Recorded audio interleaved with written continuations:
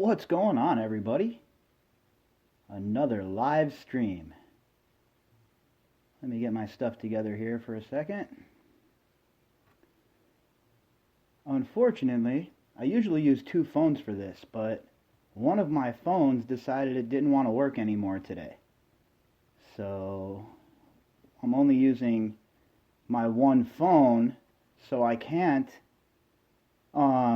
stream this live to Spreaker and stream it live here. So I decided to just do here, and then I'm recording it on another device, and I will upload it as an episode to Spreaker as soon as we're done here. So what's everybody up to tonight? Hopefully you all had a good weekend. Quality weekend around here, as you all heard on the show with the Bills winning. Another week of peace, at least in my home, and not a crazed maniac of a soulmate, which is a good thing. She'd be wilding out if the Bills would have lost, boy, I'll tell you. Honestly, though, to tell you the truth, probably not. It was, big move for them to get where they're at. And then to show the progress that they've shown, yeah, she's been pretty happy. And then for me, of course, well, my boys back in action. And then UFC's back finally after a long hiatus. So glad that things are starting to get back to the normal after the holiday bustle. So, hey there, Sonia. Nice to see you. Happy Sunday. Oh, there she is, Jen. The Australian brigade showing up through the back door again. Can always count on them to come sliding in through the back door.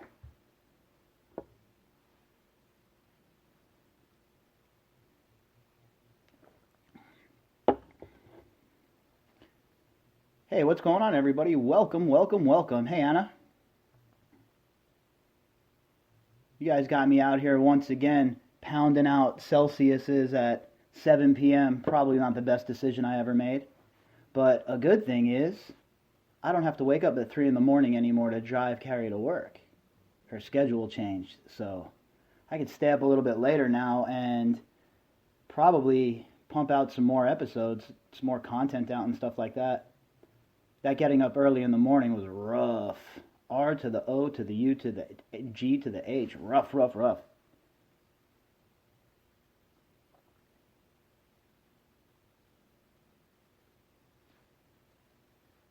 So we've had a pretty slow week as far as news goes. I mean, nothing too crazy, right? Nothing that has moved the case one way or the other.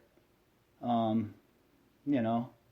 lot of stuff on the peripherals, right? I don't concern myself with that stuff at this point. I'm more focused on things like Capital One getting cracked for $390 million.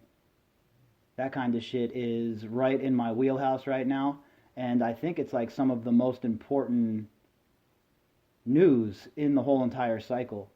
But it's getting buried by everything else, obviously. So I've been sticking to that. As you all know, the financial aspect of this case is always something that has driven me and made me want to dig deeper into this case. And I really don't see too many people going that route, right? Everybody wants the most salacious story, the biggest, drama-filled story. Me, I'm looking to put the pieces together. And following them financials, boy, let me tell you, them financials are where the pieces are coming together.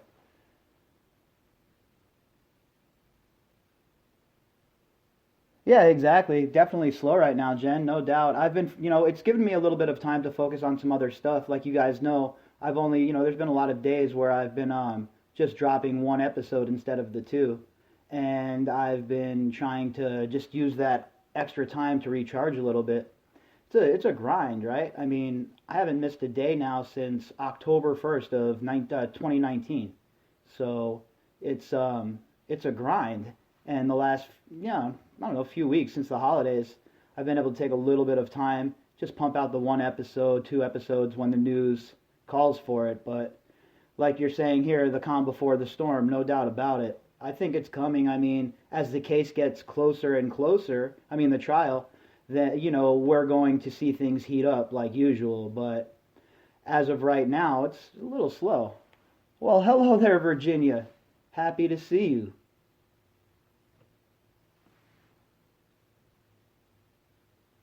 Yeah, Jen, you know me in context and being repetitive, right? I try to be as thorough and thorough as I can when I'm going through this stuff because it's a lot. And not being a lawyer, there's a lot of things that can really throw you off, right? And so I just try to, you know, bumble my way through it. Thankfully, I have some friends who are lawyers, and I'm able to bounce a few things off of them when things get a bit dicey for me to give me more context so I can understand what the hell I'm talking about, right? I want to make sure that when we're trying to bumble our way through this, we're getting the proper context.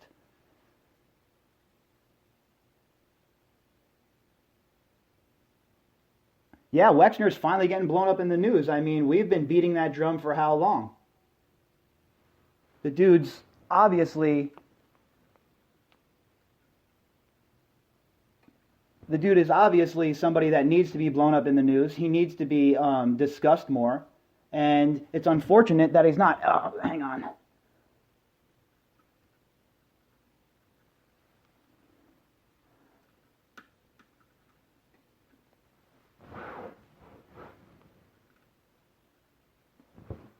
All right.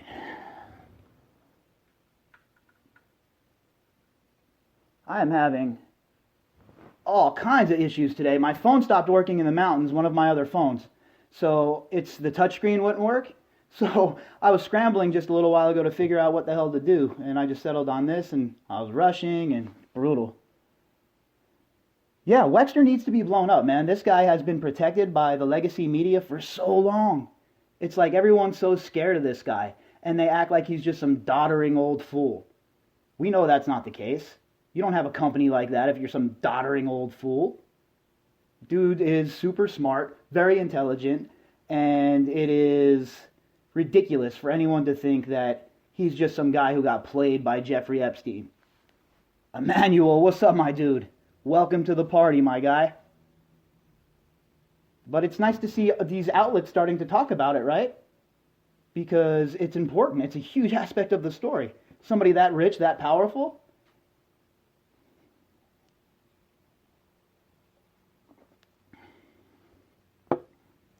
It's a good question, Jen, right? We've been digging, we've been looking.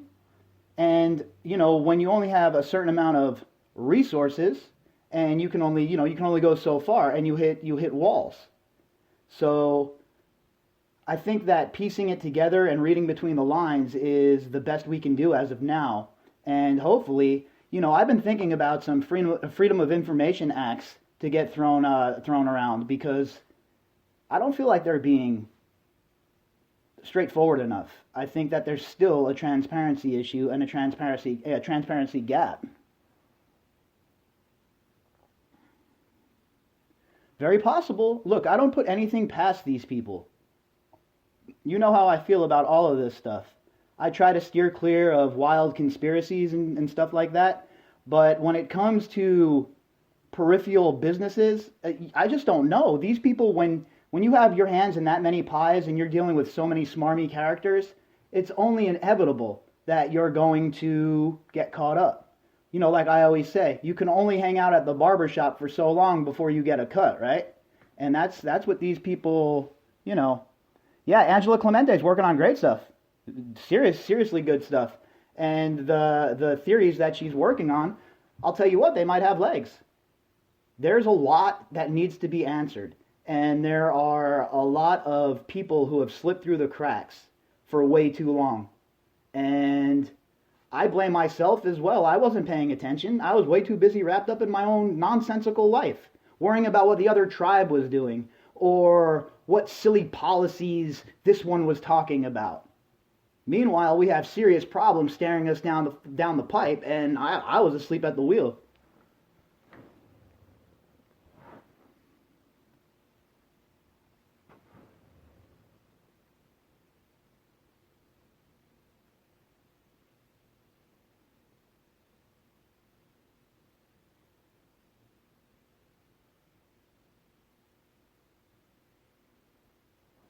Yeah, I think that Scott Borgerson and his neighbors in Massachusetts, they definitely didn't dig him, that's for sure.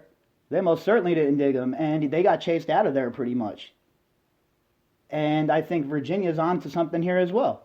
I think that it's important to realize that the wheels of justice turn slowly. They take forever. And now they're finally in motion. And I think with all of the energy behind people wanting justice in this case at this point, that this is a runaway train, and they couldn't stop it if they wanted to now. So it is, I don't know, it's crazy to look back at where this case was, at least when I first started talking about it over a year ago, to where it is now. And all of the people who have started to feel some repercussions.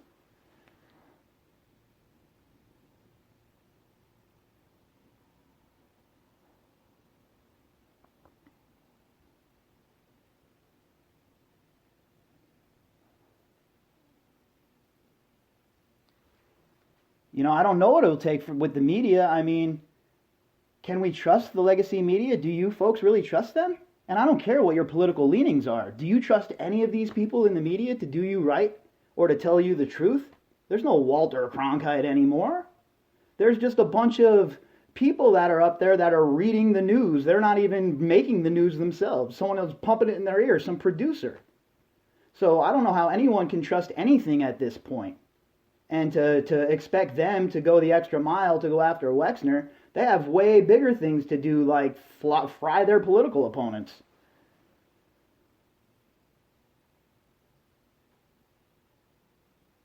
Yeah, I think there'll be a lot of people that'll talk privately that won't speak publicly. Because again, we're dealing with some very dangerous people. Some very, very dangerous people. And, I'm not just talking about physical danger, but they can ruin your life. Your life. When you're dealing with people with this kind of money and they have these kinds of resources, what do you think? These sort of people ain't playing around. They're not playing games. Yeah, there you go, Anthony. Look, John Sweeney is somebody who's been doing this for quite some time. He is not somebody who's bought and sold, and I don't mean everybody. I'm just talking about the packaged BS you see on your TV, the boob box that's pumping nothing but rage porn into your house daily. There's a lot of good investigative journalists and people on the ground who really care and want things to change and they want to, do good work, but it gets killed by editors and the boardrooms make these crazy wacky ass decisions.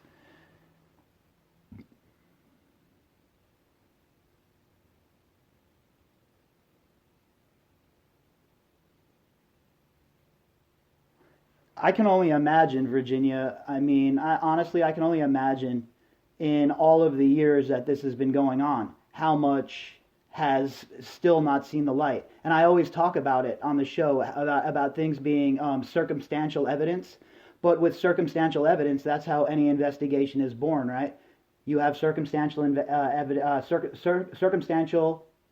evidence, and then that leads you to probable cause, and then that leads to the investigation growing. And that's what has come, and we have read 800 articles or so on the podcast, and it's quite obvious what occurred here. And it's quite obvious the malfeasance by not only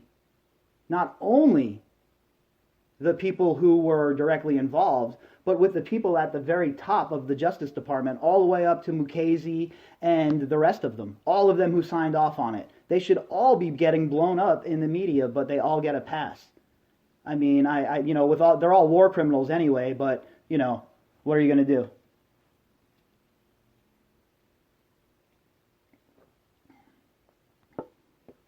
Me too, and that's why I've put so much time into this.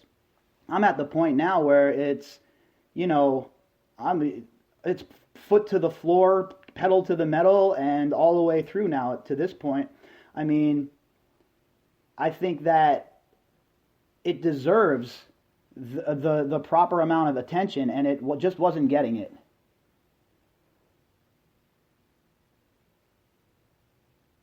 For sure, Emmanuel, we definitely do because look, it's a scary world, bro.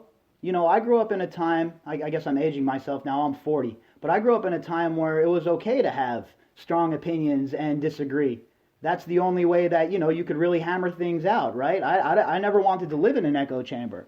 But nowadays, forget it. You can't even have any sort of opinion and that's what they want. That's what the corporate overlords want, right? They want us all arguing and fighting over ridiculous things. So we're not seeing the fact that they're in the middle of engaging in the largest transfer of wealth from the bottom up in history.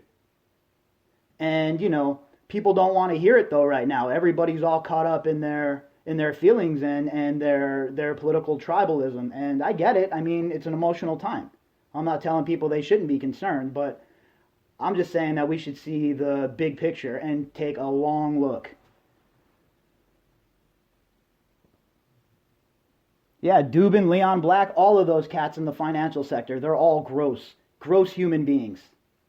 And the fact that someone like Glenn Dubin has been able to move the way he's been able to move, especially considering what he's being accused of credibly.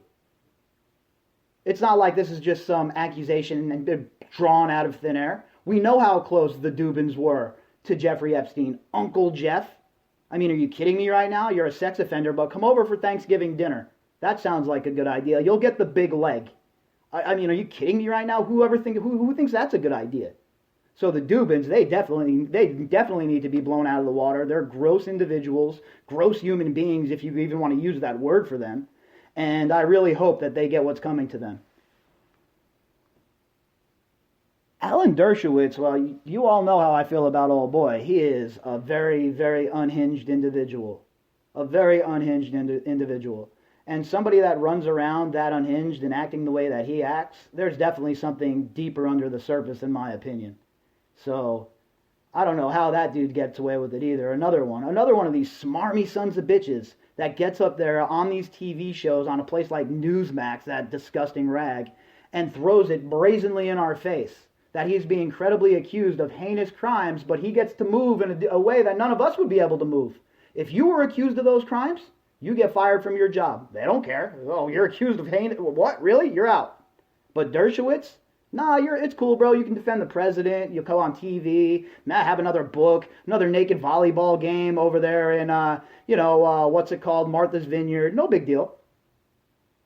And I'm tired of it. I'm so tired of the two-tiered justice system, the two-tiered system in general.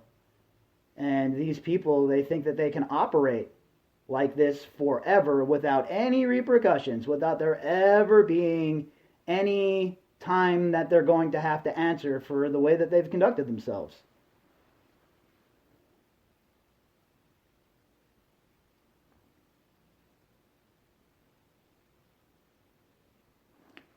I think that Brunel will definitely talk. I think that they're all in self-preservation mode at this point. Why wouldn't he talk? What does he have to... I mean, he already tried to sue Jeffrey Epstein, if we remember, to try and distance himself. I mean, it was a ridiculous and transparent attempt, but he tried it. And we know that there's nothing above these people. They will try anything.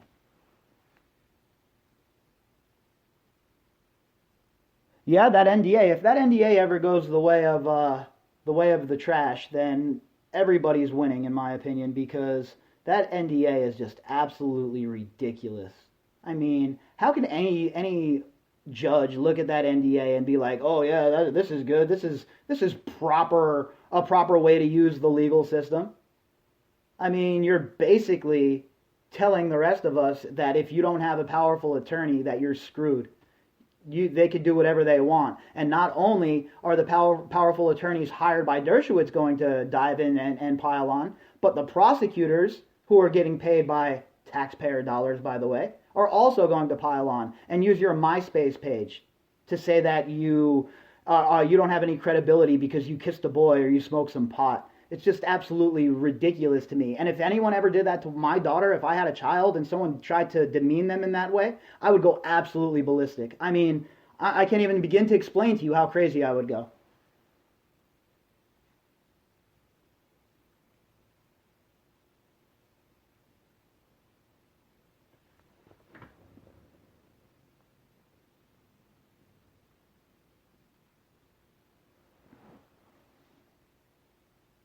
And you know, Virginia, it's crazy because if you ladies never took the initiative to go to social media and take your case directly to the people, they would have buried this forever. So it was the courage that you all showed by saying, you know what, we're done. You don't want to listen to us? Fine, we'll take it to the people and we'll let the people decide what's what. And it's obvious the way people have decided already. I mean, let's be real. This isn't like a case that's just happening right now and we're just analyzing information as it comes in. This is a case that's been going on for decades. We have the information. It's all right there. It might be circumstantial, but there are plenty of court documents to back this up. These are receipts. Never mind the first-hand account that Virginia herself has given and the other survivors have given about these people. What more do you possibly need to sway you? I mean, I'm a believe evidence guy. You all know how I roll. I'm not someone that believes all women or I believe evidence. And the evidence certainly leads me to believe that these people were engaged in a criminal conspiracy that spanned decades and continents. So you can take your conspiracy and shove it, because that's not what's going on here. This is a cover-up.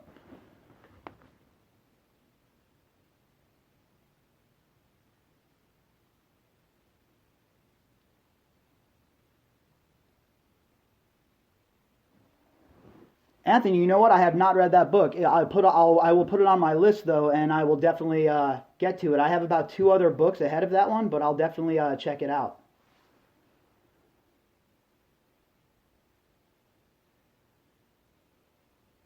Yeah, but they don't owe anyone anything, Jen. You know, the way I feel is they've come out, they've done a great service to society by putting these people on blast. Now it's up to society to do something with it. And if our elected officials and the Department of Justice won't do it on their own, it's up to us to push them in the right direction. So there should be no excuses coming forward either now. I don't want to hear anything from anybody now that the Democrats have all 3 chambers, folks. So there should be no excuses for policy and for hearings about Epstein being brought before Senate and Congress. That should be demanded of all of our politicians in the next section.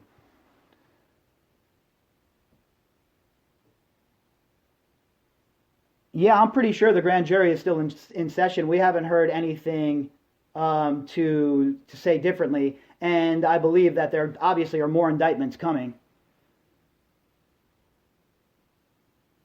Yeah, for sure, Rob. It would be over, dude. I don't even know. I can't even watch like TV shows with kids or people being abused. Never mind my own child, man. I would just lose my mind. It would be a wrap.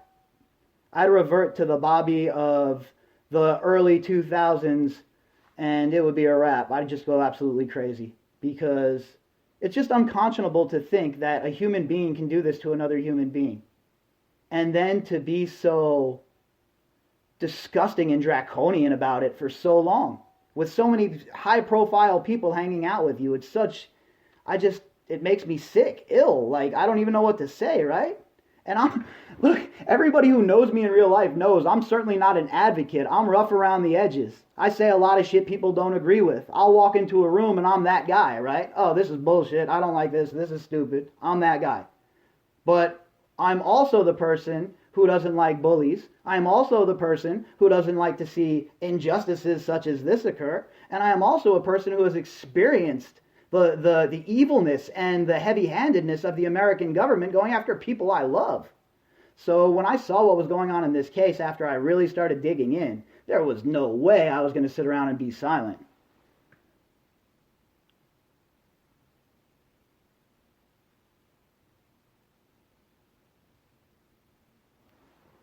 Yeah, look, there has been a time and time again approach by the federal government, it seems, to backburner this case or to make it harder for you ladies to get the justice you deserve. And, you know, the problem with judges, in my opinion, is a lot of them are, they're lifelong positions. So how do you get rid of these people? So again, it goes back to we have to elect quality politicians, but it's almost impossible, right? Where do we find these people? We have 5 people running for president, but 350 going out for American Idol. So I don't, a country of 360 million people, this is the best we can possibly produce? I don't believe that. The government can be prosecuted. It has to be the inspector general does an investigation into the government officials, and then they will provide their findings to the Department of Justice, and they can suggest prosecution. But they don't have actual subpoena power or prosecutorial power. They have to suggest it to the Department of Justice. So that's why I always talk about the inspector general and the internal safety valves that they have being so weak and not having teeth. All these guys are hanging out together, you know, they're all partying it up and at functions together. I'm not naive to think that that's not occurring, but it would be nice if they'd at least have some sort of semblance of justice, right? Some sort of semblance of impartiality.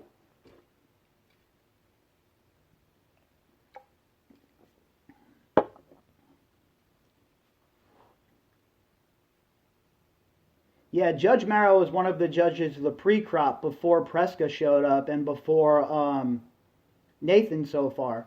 And you know, when Preska first was talking about the case, you know how I felt about that too. I don't trust any of these federal judges. I'm in a show me mode at this point. And so far, Preska has been pretty dang good.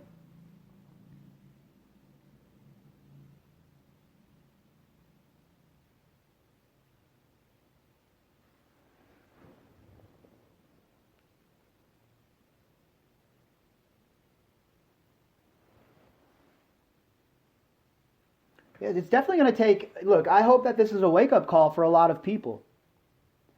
If you recall, when the BLM riots were taking place, what did I say on the podcast? That people are pissed off. And people have a right to be mad. And I feel the same way now. These people have a right to be mad too. What, they should just shut up and they shouldn't, you know, say what they think or what they feel? I don't believe that. I believe that there's a forum for everybody to discuss things. And I believe that with the current trend of trying to dehumanize people, it's not something I believe in. And it's not something I will ever approve of or go along with. Ever, ever, ever, ever. It's like bullying. It goes back to the whole thing of bullying. I can't stand it. I cannot stand bullies. I can't stand anyone that is bullying other people. It makes me just absolutely crazy.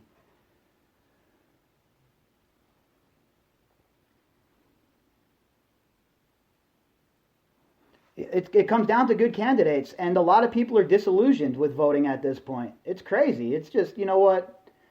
All I could say is I hope cooler heads prevail. And come the day of the inauguration, I hope nobody shows up there. I hope that it's just dead, silent, nobody shows up there, and we can start moving on, because this is all it's just crazy. It keeps us from focusing on what's really important, right? Things like this, cases like this.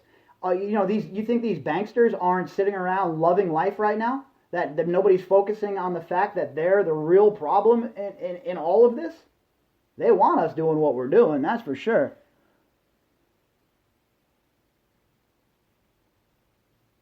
Yeah, even if it's not, I'm going to go early, Rob, and I'll quarantine. I have family there, so I'm going to stay with my uncle in New York.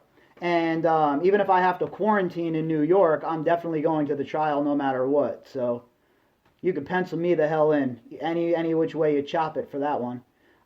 New Mexico has a lot of strict rules right now as far as travel. So unless some of those rules lift in February, I'm definitely not going down there for 3 weeks. So I'll have to go a little bit later than that, because I'm not quarantining in some hotel in New Mexico. Sorry, zero chance that's ever going to occur.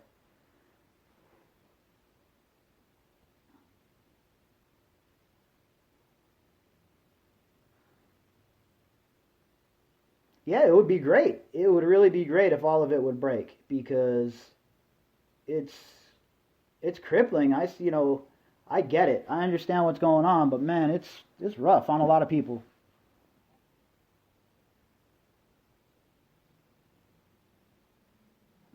You're 100% right. Look, I don't understand how the populists who like Bernie Sanders and the populists on the right, how they can't come to some agreements on certain things and then work from there. Because, there's a populist movement going on around the world right now, it would seem. And a lot of things align. Now, obviously, core beliefs are a lot different. But when it comes to like big banks and getting screwed by the elitists, I think populists of all stripes pretty much fall into the same opinion of enough is enough. But until we can get over the, jostling and fighting amongst ourselves over stupidity, then there's no way that we're ever going to make these people truly understand that they don't really run the world. Because they certainly think they do. I mean, as you all know, I've been shadow banned by iTunes. Me. Shadow banned. For what? They don't dig it. They really don't like people who don't spit their narrative. And you all know better than that. I'm going to spit my own narrative. I'm going to spit the truth as I see it. I can't be bought. I can't be paid. And I certainly will never, ever, ever get up here and spit propaganda.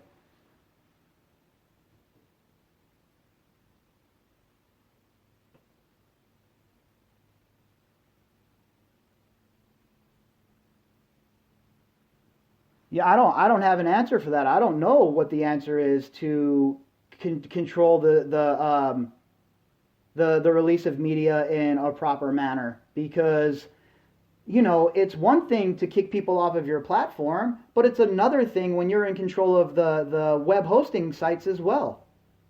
So you tell them, oh, go make your own media, social media, so they go and do that, and then their website, their hosting is yanked. So it's just like, of course people are going to feel like they're being disenfranchised and maligned. It's human nature, right?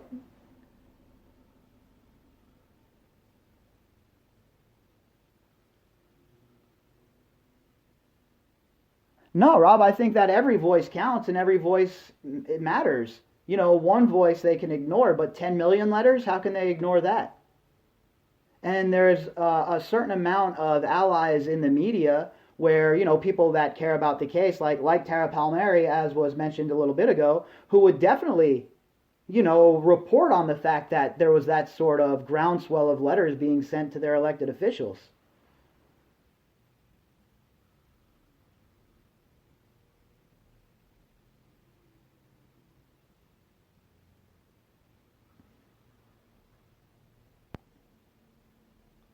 But there's definitely no way that it's, they can ignore it. If you send that many letters in and that many people are interested in what's going on and that many people are demanding change, then it's something that will be hard to ignore. So no, I don't think that you'd be wasting your time. I mean, at the end of the day, what else can you do, right? There's certain decorum that we have to follow. I always talk about it here.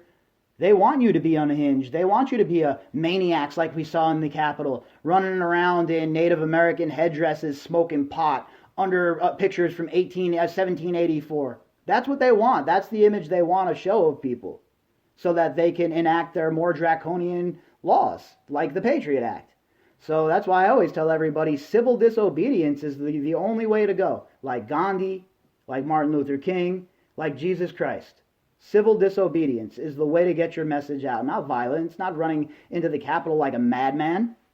It's insane. It's absolutely insane. I don't even know what to say about it, honestly. Did you really think, who really thought that would be a good idea? There are cameras everywhere. You think you're going to get away with something like that? All you're going to do is make it harder for people that are trying to push the ideology of your tribe. And here we are. Look how much harder it is now. 35,000 troops in D.C. Fortress America, folks. Welcome to it. Me? I'll be right here on my couch hanging out. I have zero desire to be involved in any of that nonsense. People are wild.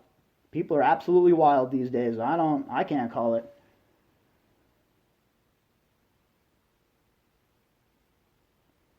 I'm totally with that as well. Look, I think that the more outlets for information to be passed around for people, the better. I believe that people are smart enough to understand what's bullshit and what's not for the most part. There's always going to be fringe people who buy into conspiracy theories, right? There's always going to be people who are going to tell you that they saw a chupacabra. They saw it. We know it's not true. It's entertainment, right? Who doesn't like turning on an episode of Coast to Coast with George Norrie and hearing about time travel and weird wild shit? But I'll tell you this much right now, folks, as sure as we're sitting here, don't think that they won't move to try and remove that kind of content as well, because it's conspiracy theory. And that's the way they're trying to move. They want to completely control the flow of information. And it's seriously terrifying. Because if you think that I'm going to trust any of these legacy media outlets to tell me anything, you're absolutely wrong. Everything I read in any one of these newspapers, I triple check because I don't believe anything that they say. Look what happened with Amy Robach killing the story, killing Virginia's interview. I mean, come on, man. These people are untrustworthy. Look at them walking us into a war in Iraq. Have you guys forgotten that? They walked us right into that, lied to us, man. How many people murdered? How many people killed? How many millions displaced? And these are the people that are going to be in charge of all the information, of all of the news. Oh, that's terrifying if you ask me. Absolutely, Rob. I mean, talk about groundbreaking the show, right? When the header music would come on when I'd be driving home from work when I was younger, when my dad first introduced me to that show, and I started actually, listening to it sometimes. Talk about a wild adventure. It was like a book, right? A short story every single night.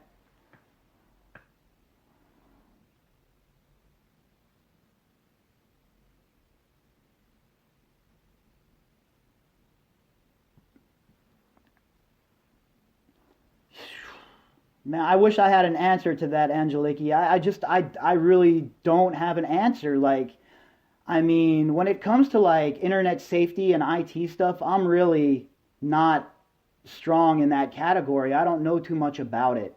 But I know that there are places where it is very, very, very hard to be tracked. Certain apps, certain groups.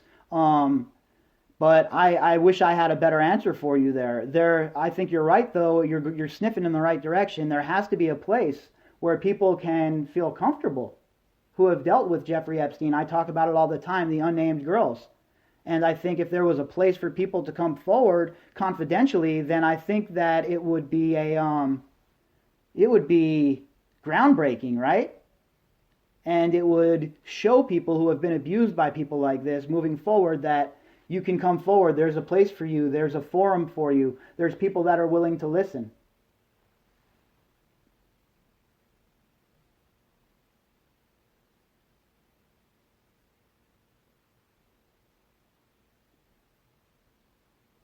That would definitely be a question for Virginia. I am not too hip to how the charity functions. I've never really sat down. I've never talked to Virginia about anything like that. So that would definitely be a question for her. But I think that charities like that are a huge deal, and they fill a big space because this is a big problem. And it's not just in America, it's a worldwide problem. And like I said, I was blind to it. I had no idea. Zero idea. No clue. And my little sister worked in an industry where she was working with domestic violence victims. And she started to, hit me a little bit to how bad things really were. And I saw the effect it would have on her when, she would deal with some of these cases. So when I started looking at this case, it just really slammed everything home to me how much of a problem this shit really is. Because it's a serious problem.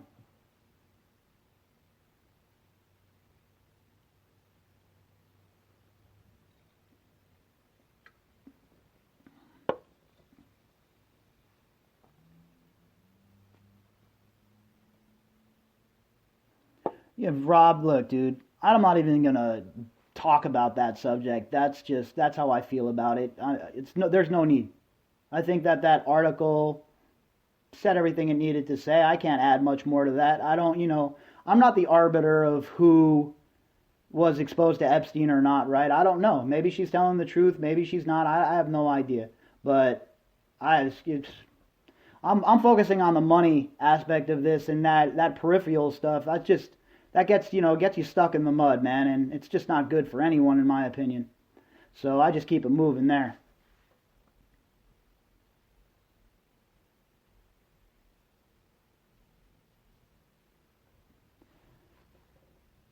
Yeah, look, there's always a chance that time runs out. And it's unfortunate, but sometimes with some of these prosecutors and these judges, and they want that to happen, right? They slow drag it on purpose, they make it expensive, and normal people can't afford it. So,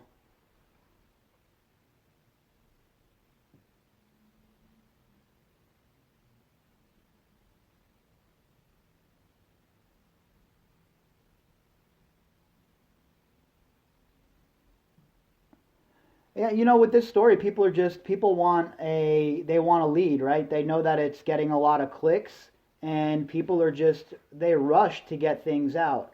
It shouldn't be about being first. It should be about being right. And that's why my format of the show is the way it is. I read in between the lines of what these knuckleheads in the media are up to. I'm not going to be out here on no fishing expeditions, that's for sure.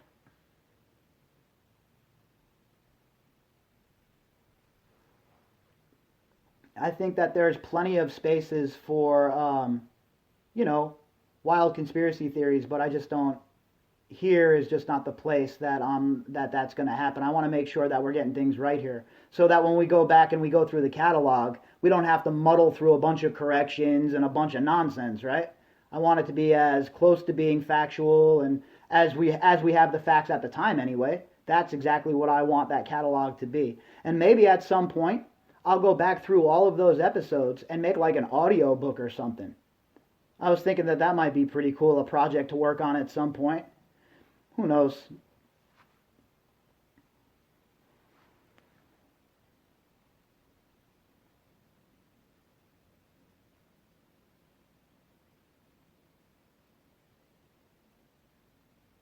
That's a good question, Deirdre. He should be held personally responsible, in my opinion.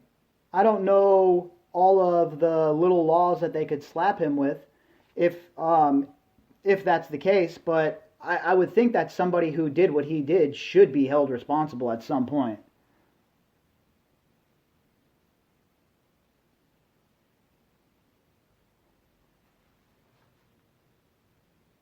It is it's scary to think that a guy like Barry Krischer could be in such a position when his judgment is obviously horrible, right? I mean, what else is it? Either that or it was just straight up negligence.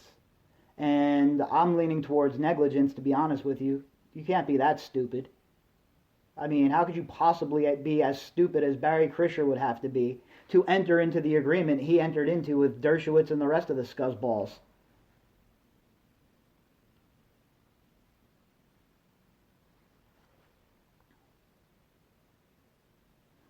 Sometimes people are just hungry for media attention. People are hungry for likes, and that's like their whole life, right? Their social media and how much attention they get. And so I always think that the best recipe with people like that is just ignore them.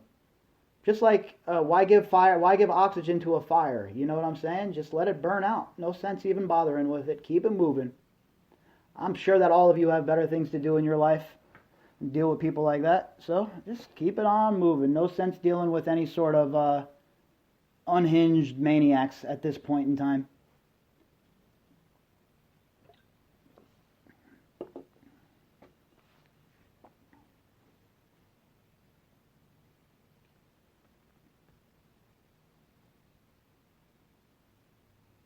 Yeah, no, I hear you, Rob. Look, I want to come across as a supporter of the truth. That's really what's important to me. I want the truth. This case needs a real look, and that's what I've always said. That's all I've ever really demanded out of this case, a real look by the federal government. The same way, pursue it with as much zeal as you would pursue it if somebody's last name ended in a vowel and this was a RICO case that had to do with the mafia. Pursue it with the same sort of gusto. That's what I've always demanded and asked, and I don't think that's a big ask or a big demand. I think that they should do their job. That's pretty much what I'm demanding here. And they just haven't done that. They have not done that all of these years. And, finally, with Maxwell getting arrested, it's, turned a little bit. Brunel going to jail, good thing. Prince Andrew getting blown up, perfectly great. But for all these years, they've dicked around.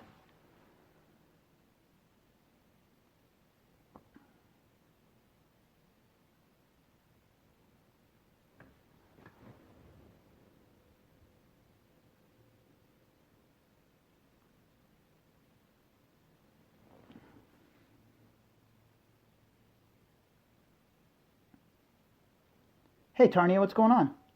Virginia, you're 100% correct. You know, there definitely needs to be an end to the statute of limitations for something like trafficking or the stuff Epstein was involved in here when it comes to human beings having their lives crushed like this. We can't just 7 years. That's ridiculous. That law is obviously in place to protect the predator class, who is obviously the rich class. So that's definitely something that needs to be looked at.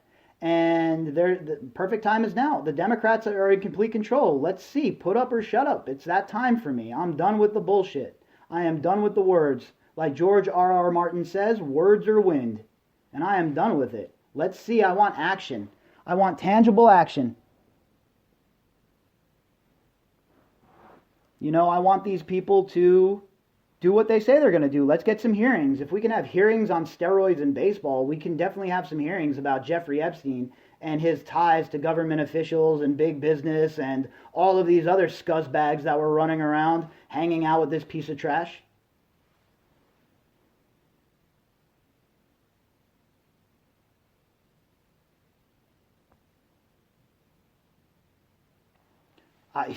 Geez, that's another great question. I really don't know. I mean, at the end of the day, it comes down to how far is the Justice Department willing to go and how many trees are they looking to shake.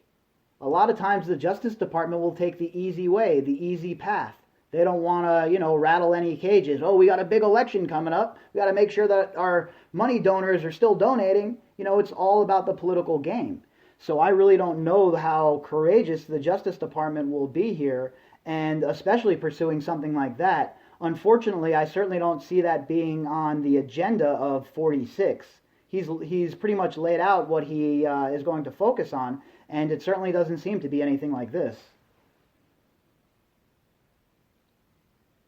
Right, exactly, Anna. I've certainly haven't had to process trauma like that, but I know for a fact 7 years is, people don't even talk about the trauma they've suffered for that long in a lot of cases. So 7 years is just BS. That statute of limitations was put there to protect these sickos, the good old boys club. And I don't know how anyone can even dispute that fact. That law is ridiculous. Definitely needs to be axed off of the books yesterday.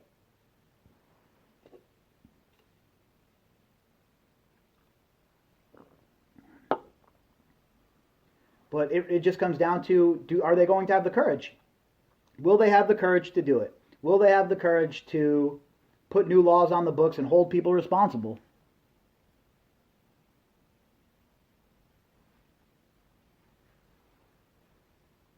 Yeah, and not just the men, the predator class. Remember, 38% of people involved in human trafficking are women. So it's crazy to think about how deep this nonsense has their claws dug into society around the world. I would have never thought for a second that women could be involved in this stuff till I started, reading this case, and especially when he found out how evil the bipedal serpent was. But coming into this, I would have never guessed that so many women were involved. And we haven't even really touched on how big of a problem this is in the indigenous communities. New Mexico especially, this is a huge problem in New Mexico. At some point, we're gonna dig into that. We're gonna pivot into that at some point. But man, the 7-year statute of limitations is it's a garbage law and has to go ASAP.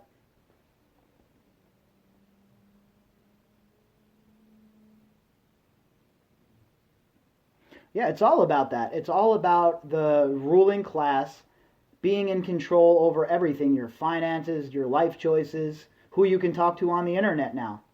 So it's just going to get worse from here, in my opinion, unless people start to wake up.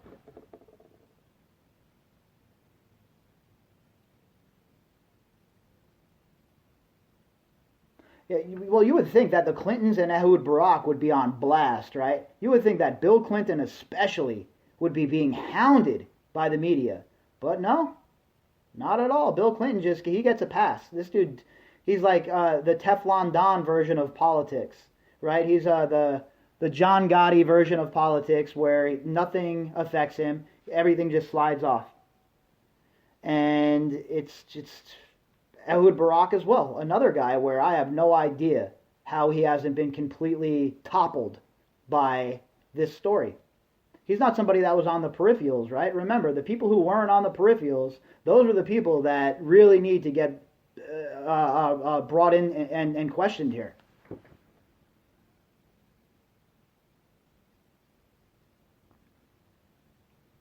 Oh, I definitely think that Sarah Kellen's going to talk. She was not built for this. Definitely not built for this. When she's staring down charges, serious charges, and we're talking if it's going to be RICO like I think it's going to be, then she's looking at a lot of years in prison. So to get rid of some of those years, you would think that she would rat on Maxwell to try and preserve herself and try and get a few of those years knocked off at the very least. So I bet she's already talking, would be my guess. And especially if she is under indictment right now and we just don't know. Yeah, 100%, Chad. That would be my guess too, bro. 100% that she's definitely talking. I mean, people don't understand the stakes. If you've never faced federal indictment, you don't understand how bad they come down on you.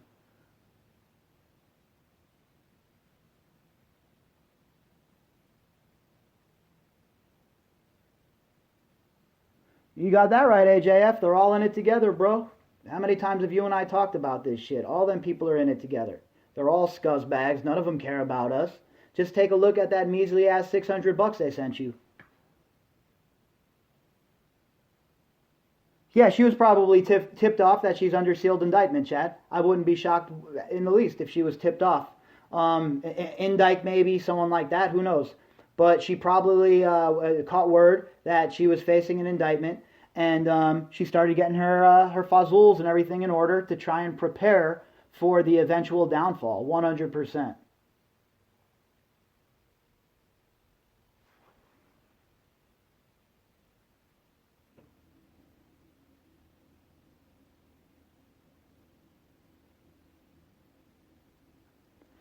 Yeah, the legal system seems to think one size fits all way too often. Quite possibly, Chad. Like I said, whatever's going on, it's a sealed indictment still, and it hasn't been put on the docket. So they could really be putting the screws to her 100%. Yeah, there you go, Rob. $600 to pump the septic. Great. I don't even know what Carrie did with it. I don't get money. Carrie gets it. So whatever she does with the money, I don't even ask at this point in time. I get my allowance, you know. Oh, here's your allowance, Bobby. Oh, okay, perfect.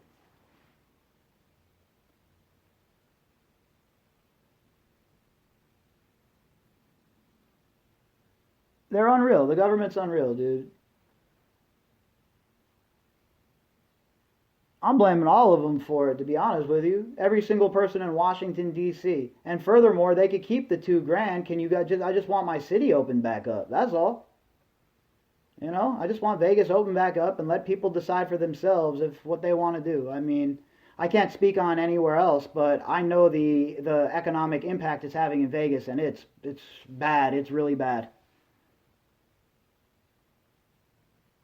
No, they definitely hate us all. They look down on all of us. They think that we're gross. We smell, and they don't want anything to do with us. How many of them have town halls anymore? Can you tell me the last time your senator came back to the district to have a town hall? I can't tell you the last time any one of my local politicians was here listening to the people. They'd much rather be in D.C. close to K Street and the lobbyist friends of theirs, so that when they're done putting people in prison for marijuana, they can go get a job as a lobbyist working for a marijuana company. It's such a BS shell game, and all of them are engaged in a large, gigantic game of WWE.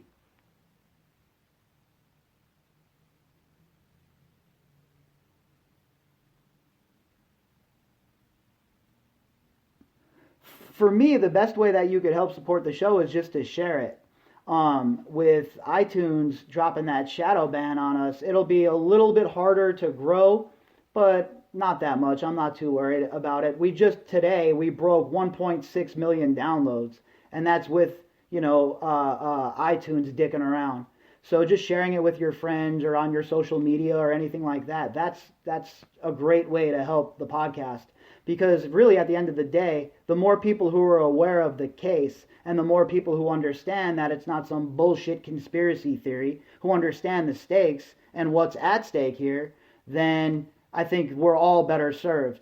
And really at the end of the day, it's about justice, right? Let's remember that the people we read about and that we're talking about, these are human beings with life and dreams and goals, and that was all snatched from them. So these people need to really, really, really face the music at some point. And if I could just do my little part and, let people know the deal, what's really going on, then that's what I'll continue to do. And everybody who knows me personally knows when it comes to the news, I don't BS around. This is something I take serious, man. This is serious shit for me. And I'm not going to sit here and BS around and care about likes or anything like that. I don't care about that stuff. Oh, that's for other people. For me, this is about getting the truth out there, getting it down on wax, as we would say if we were dropping hip-hop records, so that later on, it's in that catalog, and we can go back and we can refer to it, and so this story never disappears. In fact, I'm starting my own webpage so I can store all of this stuff safely and make sure it never goes anywhere. Not as of yet, Rob. He has not received a response yet, and I highly doubt he ever will, honestly. You never talk to people at iTunes. You're part of an algorithm, right? They churn you in, churn you out, pump it, dump it, and they don't care. They don't give a shit one way or the other. They don't care if they ruin people's lives or livelihoods or, thankfully I don't rely on them scumbags, but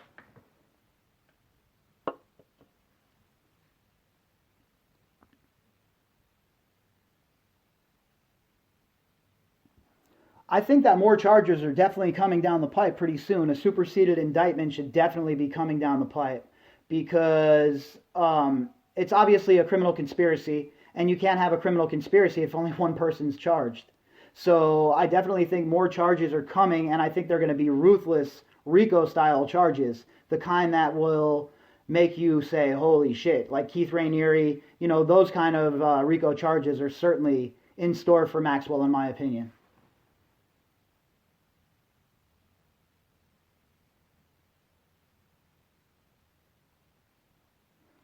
It's comes down to more people getting interested in it, right? More people knowing what's going on. I think most people don't understand how deep this case is and the scope of it all. Most people hear about this case and they're like, oh yeah, another sicko was molesting girls, and they keep it moving. But when you dig into it, you realize it's so much more than that. So much more than that.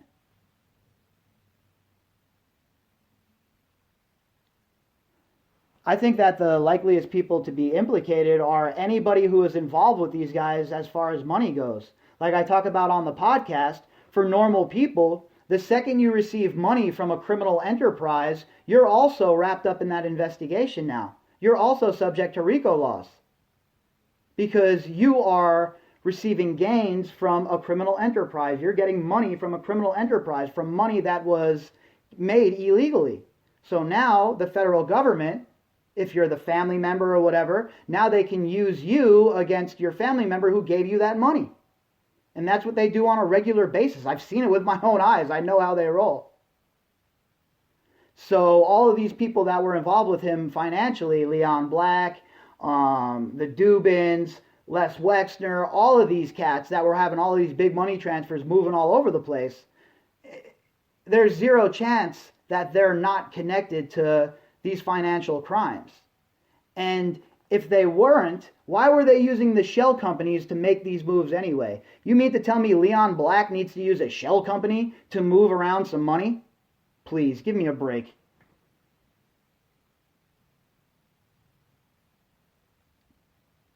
The people who can put a RICO case forward are the agents in charge of the case. So that would be Allison Moe, Maureen Comey, and the other gentleman. He's escaping me right now. But I think that Allison Moe seems to be a pretty damn good prosecutor. She seems to care, and she seems to be going hard in the paint against Maxwell. So as of now, I think that there's no reason to think that Allison Moe is not anything but on the up and up. Maureen Comey, on the other hand, I'm not too confident in her stock, considering who her father is and how he dropped the ball for years and caused chaos. So I'm not too sure about her. But Allison Moe, I have a lot of confidence in. I think she's a good prosecutor, and I think she cares about this case, and I think she wants to see it to its conclusion.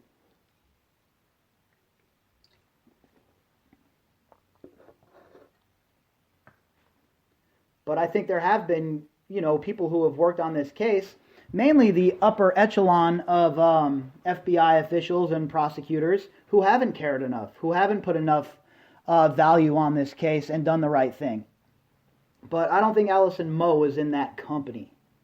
I think that she's doing a pretty good job, and considering I am not a big fan of the SDNY for the most part, that is certainly an admission that I don't make lightly, because I think the SDNY for the most part is pretty scummy.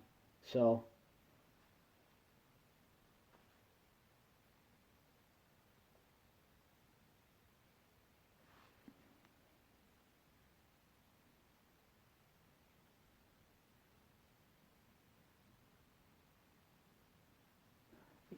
that's how it always works, right, Rob?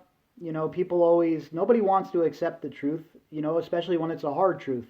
People want to chase their confirmation bias. And that's what you see a lot going on today with like the QAnon folks. A lot of those people who got sucked into that aren't bad people. They were chasing their confirmation bias, and a bunch of grifters took advantage of that. You'll never hear that shit from me. You'll never hear me push anything like that. Every single thing we talk about is backed up right in the media. Every single thing. I never go off the reservation for that exact reason. They could talk about other people and conspiracies and, people who make assertions about this case. Not me. Every single thing we have ever talked about this case is backed up in the media. Every single article is sourced. Just go and click on it. You know what I mean? So people that talk that kind of nonsense, those are the people who have a vested interest in the truth not coming out.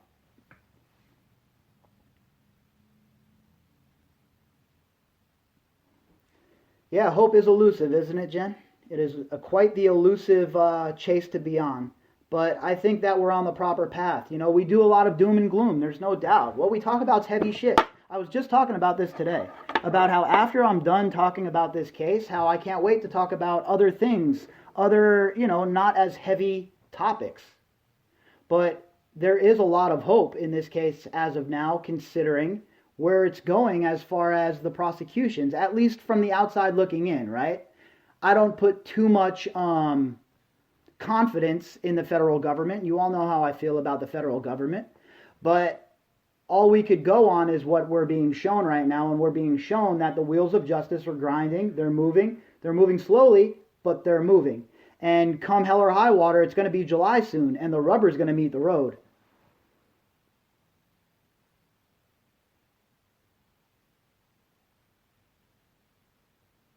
100%, Anthony. If you want to really get down to the brass tacks of this case, read that book. 100%.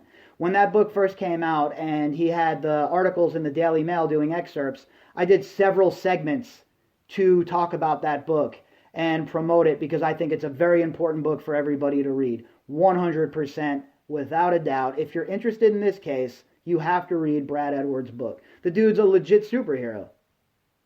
He took on all of these people by himself for a long time, man. That takes a big set of cojones, right? That's not easy to do. People like Dershowitz coming after him with RICO suits and all kinds of wild shit. What do you think, that's free? That costs a lot of dough, fazools. So Brad Edwards has walked the walk. This dude doesn't just talk the talk. He didn't just show up as a Johnny-come-lately. Old boy is a legit superhero as far as this case goes, in my opinion. One of the very few, by the way. Because there are a bunch of scumbags littered around this case.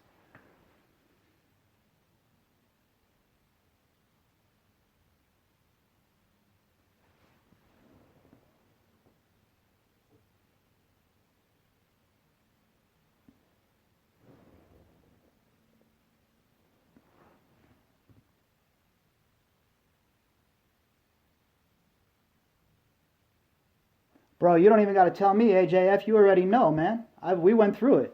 I've already watched my loved ones go through RICO. But those are the rules that are on the books as of now. And those are the rules I want used and applied equally the way they're applied to those Italian families, to these rich scumbags, because they deserve it, man. This is a criminal enterprise like you wouldn't believe. All the way to the top. All of these people were taking orders from Epstein. He was insulated by lieutenants. It was a mafia criminal organization setup. 100% without a doubt. These people had it. It's like they watched The Godfather and set up their leadership structure based on what Don Corleone was doing. So I agree. RICO is an overbearing, ridiculously harsh law. And it's applied incorrectly a lot. But if it's ever been a time for RICO, this is it. I do not know what Brad is working on right now. I've never even talked to Brad one-on-one or anything like that. I've just read his book and really respect him as a person for the way he stepped up when nobody else did. How many other high-profile lawyers could have stepped up and put their money where their mouth is and did the right thing and took on Dershowitz? If I had a law degree, it would be my honor to step into a courtroom against Dershowitz and hammer him. God, I love to argue. I missed my calling in life. I probably should have pursued law. Because, boy, I love to argue. But if I had a law degree, I would go into court. I would offer my services to any one of the survivors who wanted it for free. I wouldn't write no books, nothing. Just the joy of hammering Dershowitz in a courtroom would be plenty for me. Because the guy is absolutely disgusting. And not just through this case, and not because who he represents. Because of the man that he is. I don't care about who you represent as a lawyer. When you're a lawyer, that's your job. To represent everybody, whoever that's your gig. I get it. I'm not mad about that. I'm mad about how you conduct yourself as a human being. And I just don't like the guy. Plain, point blank, period. I'm well within my rights not to like the guy, right? And I'm sure he doesn't like me either, by the way. I'm sure I'm not going to be on any, holiday cards or invited to any barbecues over in Martha's Vineyard or anytime soon. Anna, for me, it wasn't about the being free. That's what I would have been if I would have paid attention more in college and not just bumbled my way through political science. I should have got a law degree. I should have pursued entertainment law. But you know what? Everything in life happens for a reason. And if you still want to pursue that, Anna, I say you do it right now. It's a good idea. I say that you should do it right now. Try and get grants. Try and get whatever you possibly can. Go to community college, night school. And go for it, because the world is yours. What's stopping you besides yourself, right? I say rock and roll, because we only have one life, and we gotta take our shots when we can take them.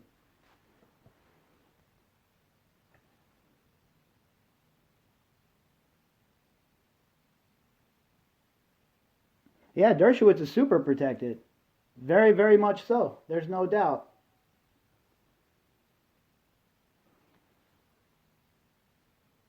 Oh, look, let me tell you what, I've said it many times. I'd love to go on live with any of these people and have them explain their side of the story. Right? I'm more than willing to listen to what they have to say. Let's hear it. If you got some receipts and alibis, let's hear it, man. Let's hear this shit. But as of now, all I have is a bunch of long-winded diatribes, a bunch of whinging, and a bunch of excuses about how you can't sweat and how you can't ride a horse because you're allergic. That shit doesn't cut it, all right? I'm going to need more. And these people don't want that smoke with me. They don't want to come on this podcast. Forget it. Zero chance that'll ever occur.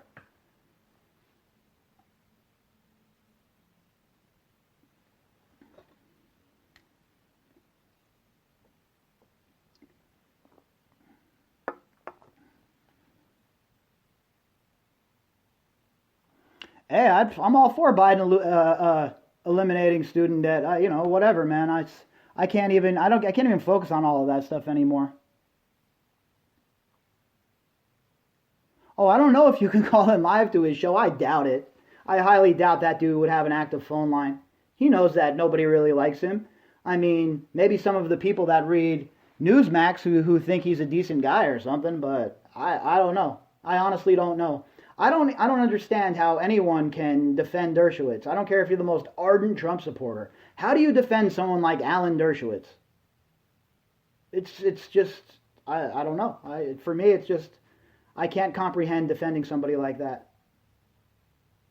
One of the absolute worst in this whole entire case, in my opinion. He had such a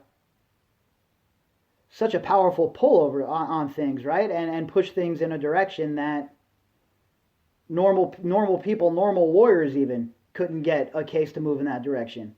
But him, on the other hand, yeah, friends with everybody, Mr. Harvard himself, you know, and the band plays on.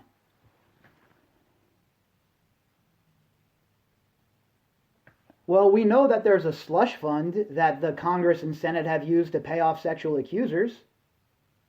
So why would we expect these people in Congress or Senate who are writing the laws to go after people like this?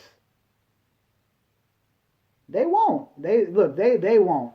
And it's a lot of big talk from a lot of people in Congress, right? A lot of big talk all the time, especially during election year.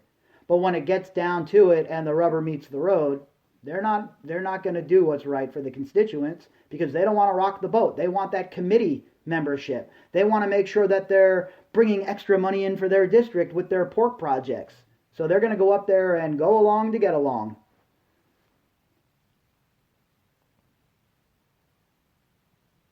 For sure. Dershowitz putting his dirty fingers into this aided and abetted Jeffrey Epstein's crimes, in my opinion. Now, if he would have just won fair and square in the courtroom, I would have been like, you know what? The system is shitty as hell. But you can't blame somebody for winning a court case, right? Blame the judge. Blame the prosecutors. But that's not what occurred. They were backroom dealing, putting pressure on Kirscher. Kirscher was playing friends with these dudes. And they all worked together and conspired to go after these little 15-year-old girls. What sort of animal scumbag is okay with that? What sort of prosecutor is like, yeah, this is a good idea. We're going to go after these 15-year-old girls who are already abused by this guy, and we're going to get him off. We're going to make sure it's the state charges that he's looking at. It's just, it's beyond belief and imagination that these people can get away with this stuff, and for as long as they've gotten away with it. But hopefully with the NDA, that's going to come to a screeching halt, right? Hopefully they'll kill that NDA and we'll be able to keep it moving. Eyes Wide Shut is an absolute classic. An absolute classic. Fantastic movie.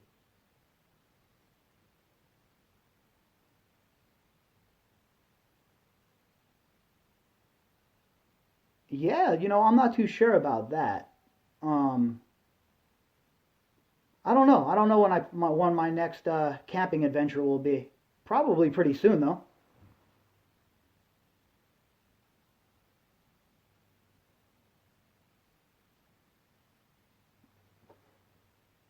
Yeah, look, the more people that come out with their story, the better the chances that everybody involved is going to go into big trouble.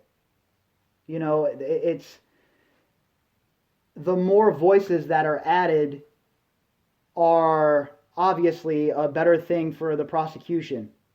And I am sure that there are literally hundreds and hundreds of girls who were abused by this guy and his associates. And a lot of them have not come forward. A lot of them are, as I call them, the unnamed girls. These girls from Eastern Europe, these girls from France, these girls from Estonia, Lithuania, Belarus. Where are they? Nobody cares about them? What, because they're from a different country? That's not how I roll. I care about humanity, folks. We've gotten away from that. We've gotten away from caring about people being human, all of us. And we don't care because somebody's from a different country, or no, screw that. I want to know what happened to all of these girls. I want there to be an accounting, and I want there to be a reckoning. These people who ruined their lives and brought them over here, people like Jean-Luc Brunel, and anyone else who might have been involved. And I might even look at guys like Larry Visosky and the other pilot as well, as aiding and abetting and being involved in the criminal conspiracy, and at the very least, breaking the Mann Act by trafficking people across state lines on the airline they didn't know. Sure, Visosky had no idea. He just got himself some property in Zorro Ranch. He had no idea. Nope. Hell, me? I don't know what's going on here. What are you guys, crazy? I'm just hanging out living here. Didn't your daughter have her wedding on this property? Oh, yeah, that happened. But we're not close. So that dude definitely needs to get caught up. 100%. If it was the other way around, say Jeffrey Epstein was a rapper, you don't think his pilot would be caught in this conspiracy theory? Why isn't Jeffrey Epstein's people all caught up in this conspiracy the same way anyone else would be? That's the biggest problem.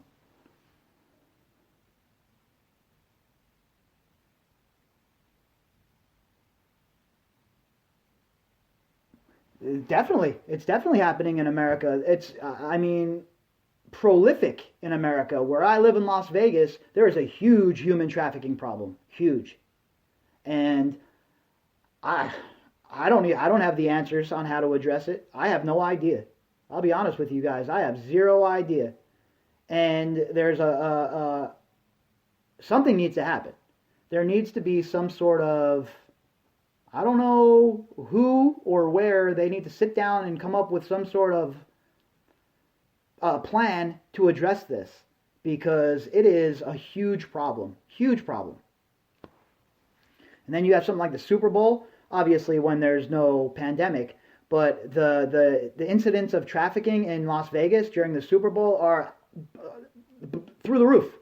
Through the roof. So it's a huge problem that needs to be addressed. That's a good question. I have no idea.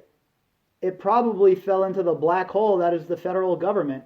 What happened to the $2.2 trillion that the Department of Defense lost? Where did that go? Just evaporated? We couldn't use...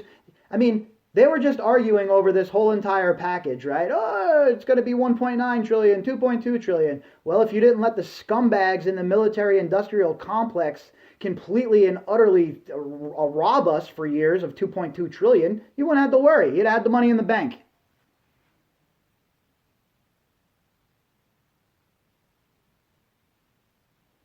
Yeah, unfortunately, Jen, that's a pipe dream. There's no way to remove poverty. All we can try and do is give everybody a chance at opportunity to make themselves what they want to make themselves. We're never going to be able to legislate equity and equality. It's just never going to happen.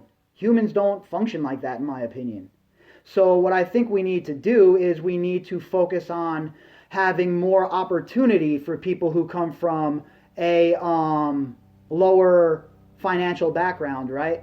Better chances at going to better schools, more money available to the community to build things inside of that community.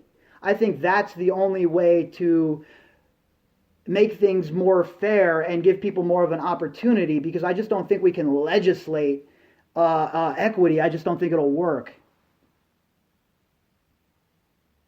Oh, look, I have come around on healthcare. I think that we need to find some sort of balance. I think there needs to be some sort of safety net for people who make under a certain amount of money. And I think that it's quite obvious that's the way we need to move. Now, I don't think that should destroy the private insurance market, but I think that people need to have a safety net for sure. Look, the Pentagon is obviously engaging in some of the smarmiest bullshit in the whole entire world. And their number one foot soldier is the CIA, even though they won't admit it. Those scumbags are working hand in hand to destabilize the whole entire world. Look at the savagery and butchery that occurred in Libya.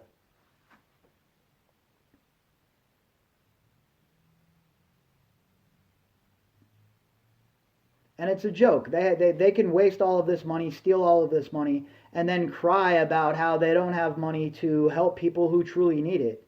I'm not talking about people who refuse to work. I'm talking about people who are working, who are struggling, who are just trying to make ends meet. They shouldn't have another huge bill thrown on top of them. Of course it was, Chad. But, it's not what we know, it's what we can prove, right? I'm sure a lot of that 21 trillion found its way into the pockets of a lot of these scumbag sons of bitches as well.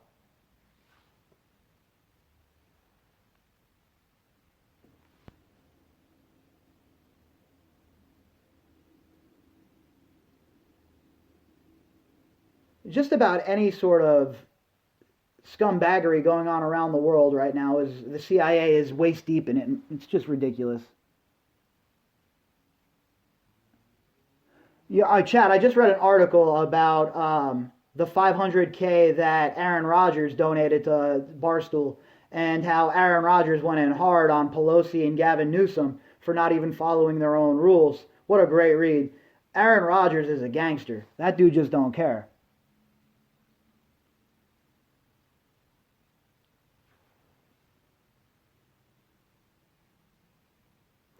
There's a lot to respect about the Japanese culture, in my opinion. I really dig the way they go about themselves. I dig Japan as a whole, and I was just talking about how that's one culture that I'm just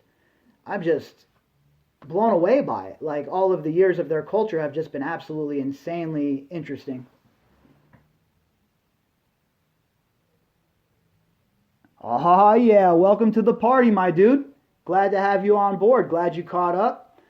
You know, there's going to be a lot more coming up, so you're catching up at the right time. I mean, we're moving at a quick pace right now, and with the work that's going on from the gals down in Australia, Jen and Lisa, look, you're covered. You're gonna get this case from the ground, right? You're not gonna get the BS watered down version, the scratch the surface version. You're gonna get the case from people who are really digging deep.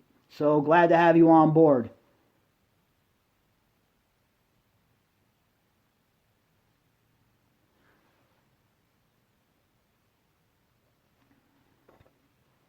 Dude, I'll tell you what, these Celsius energy drinks, I know I talked about this last week. Maybe they should sponsor me. But these things are fantastic. They don't leave any nasty aftertaste or. And plus, they were approved by my girlfriend, my minder up there, my keeper. Miss Personal Trainer herself says that those are clean, so here we are. Venezuela, wow. I'll tell you what's been going on down there has been a travesty. What a beautiful culture and a beautiful country just being absolutely ripped apart. And unfortunately, the America once again has their fingers involved in that as well. It's just an unfortunate situation the way the CIA conducts themselves.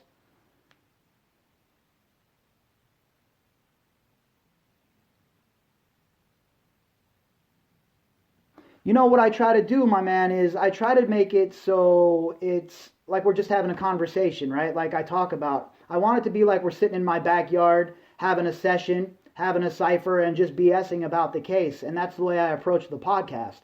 I try to make it so it's like that, so that we're having a conversation as opposed to me preaching to you like you need that, right? All of you have a very firm grip on the case. You certainly don't need me to, preach to you about it like other people want to do. But what I will say is this. For me, it's important to stick to the format.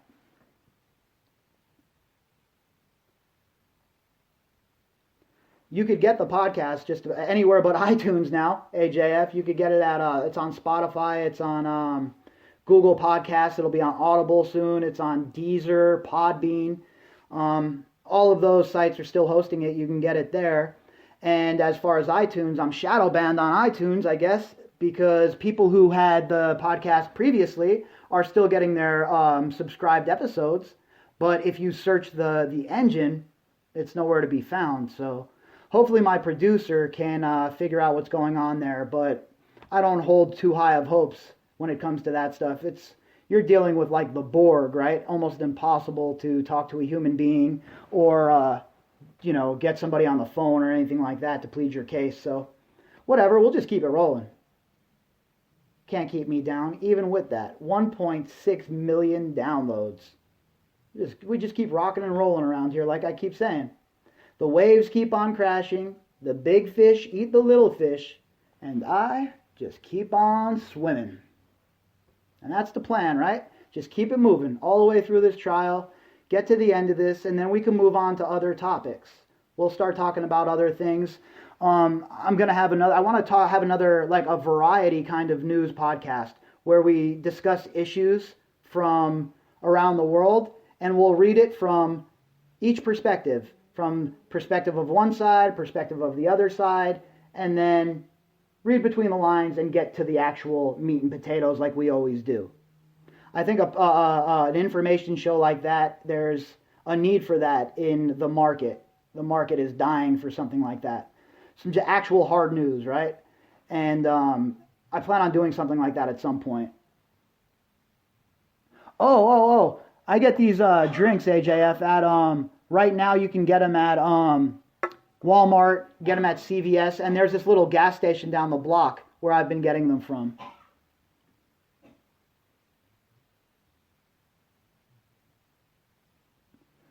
And I want all of you to see what Herodias is saying right here, okay? This is a cautionary tale, folks. This is a man from Venezuela. He understands. He's seen it on the ground. He knows. And what I'm trying to say to people on a regular basis is this is bigger than Trump. People want to make it always about Trump, but it's so much bigger. That's their inroad. Now they have their inroad and they can leverage that situation to take away more freedom, take away more rights, make it more difficult for people to just get on and live a good life. And it's all about control. So just take a good look. You don't have to hear it from me. I'm telling you from the perspective of a political scientist. This is a man who lives it. I don't think it's going to happen, Pop. I really don't think he's going to pardon her. I would say less than 1% would be my guess. I've been wrong before, but less than 1%. I think that you're much more likely to see pardons for his political allies than you are to see for Ghislaine Maxwell at this point.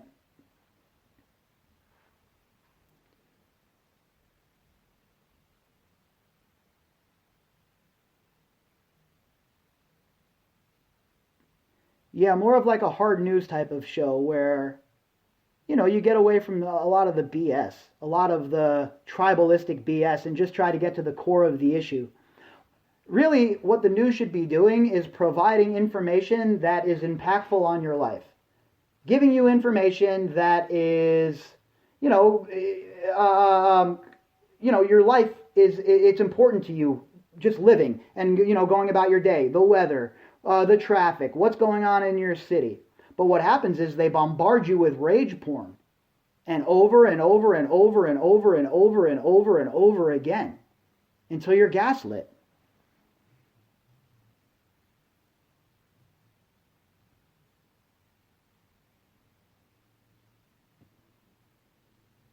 Oh no, there's definitely an international aspect to this. That's something I've covered quite a bit, actually. It's hard to put all of those pieces together, but there's a huge international aspect here. We know that this occurred in France. We know that this occurred in England. We know that this occurred in the mainland of the United States and offshore in the Virgin Islands. That's just 4 places for sure that we can confirm. I highly suspect that this occurred in Eastern Europe quite a bit, and I would not be surprised if it occurred in Central Europe either.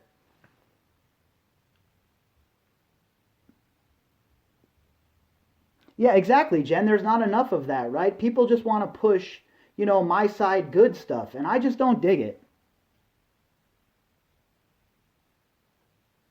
Yeah, that knucklehead who's in there crying about his eating conditions, another idiot who doesn't realize that there's real life repercussions for your actions. That's another dude that obviously didn't grow up getting beat up by his friends or having consequences for his behavior. Because you go to the Capitol and you break into the Capitol, storm it, newsflash, there's cameras. So these people really thought they were going to get away.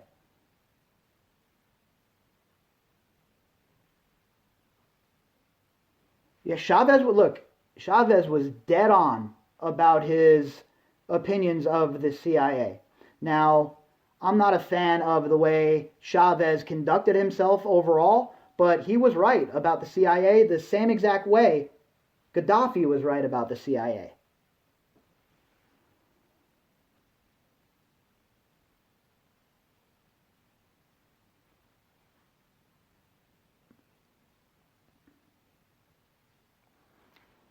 the international laws are very confusing. There's no doubt about it. And you have to have like a degree from a law school to navigate that stuff. It's hard to comprehend how all of it adds up and how some of these countries, the United States included, can be involved in some of the treaties that they're involved in.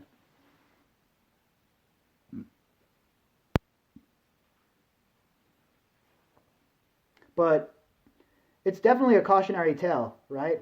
I'm not talking about socialists. I'm talking about authoritarianism of any kind, of any stripe. Doesn't matter what side of the aisle it comes from. Anyone who's burning books and banning things and censoring speech is a dangerous person, folks.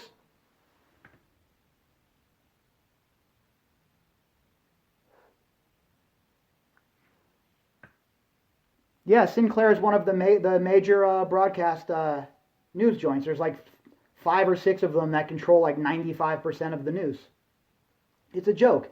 And you're already starting to see it. They're already starting to talk about how podcasts are the last place of fringe conversations that need to be checked in on. So how long before they start cracking down on everything that's not part of newspeak, right? And for those of you who read Orwell, know exactly what I'm talking about. It's terrifying. It's really a terrifying place to be. And if we don't have the right to speech, then we're all finished, folks. Because if you can't challenge the narrative and you can't challenge the power structure, then that's no good for anybody. Forget the conservatives who are being banned now. What happens when the other shoe drops and it's the activists on the other side?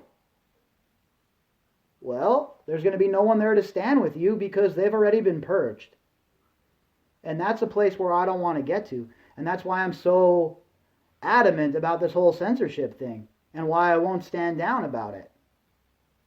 It leaks over into society in general, and it grosses me out. I don't like it, and I think that if people have weird, wacky opinions, they should be broadcast, right? So we can see how weird and wacky their opinions are. What do we want? All these people to turn into Richard Jewell, go hide in the wilderness somewhere and cause all kinds of mayhem because no one's ever challenged their perspective or given them a different option on worldview? That's how you create extremists. And I'm certainly not looking forward to any of that nonsense, that's for sure. So I think that the public forum is a good place for us to have these conversations, hard conversations or uncomfortable conversations or, divisive conversations. We don't always have to agree. And the craziers are going to get weeded out, right? It has a way of working itself out eventually. But if you're interested in cases like Jeffrey Epstein and cases where they're not getting that much media attention, then you need to understand that any sort of censorship puts this kind of thing in serious jeopardy. And that's my main point. My main point is if they can squash people's opinions and they can squash people's voices, then you're going to be forced to listen to whatever narrative is pumped out. And to me, that is just, it's not acceptable.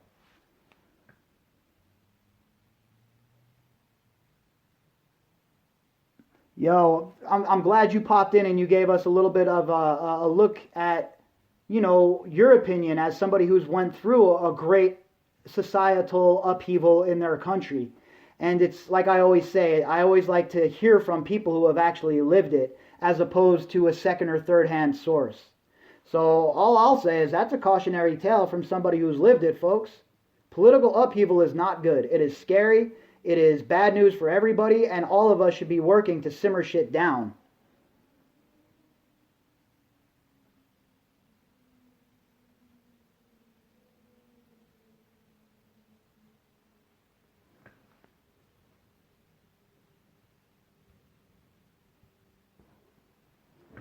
Definitely, Rob. I'm going to work on that P.O. box this week for sure. It's beyond time to do that. I've had a lot of people request to send some stuff, so I'm going to do that.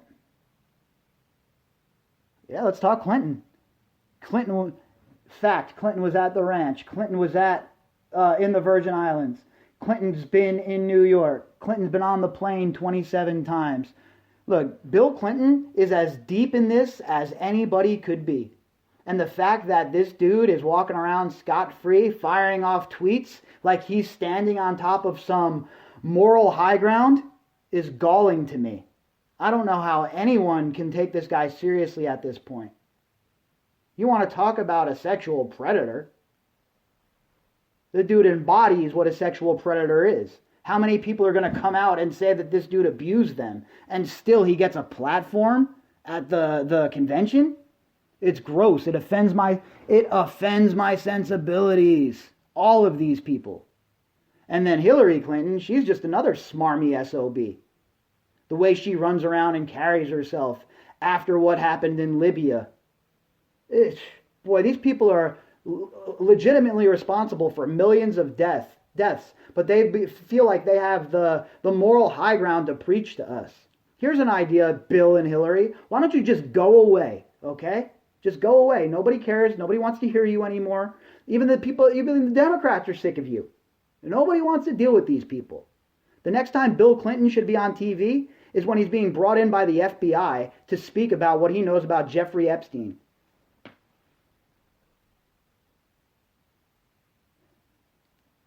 Just Ghislaine, as far as I know, at Jeffrey Epstein's wedding. But that's horrible in itself, especially considering there's all that talk about how Ghislaine Maxwell and Jeffrey Epstein were having when they were having a relationship, right? So Jeffrey Epstein's out here, he has a gumad in Ghislaine Maxwell. This dude has such little respect for his own wife that he brings his gumad to his daughter's wedding. Forget about it. That you can't bring your gumad to your daughter's wedding. What's wrong with you? Uncle Paulie's not going to be happy about that. Ghislaine Maxwell's an absolute disgusting bipedal serpent, and you're right. I've hated the Clintons for a very long time, and it has nothing to do with him in the Oval Office. It has to do with a lot of other things. The guy is a liar, a grifter, and a complete scuzzball. Yeah, Bill Clinton, an absolute scumbag.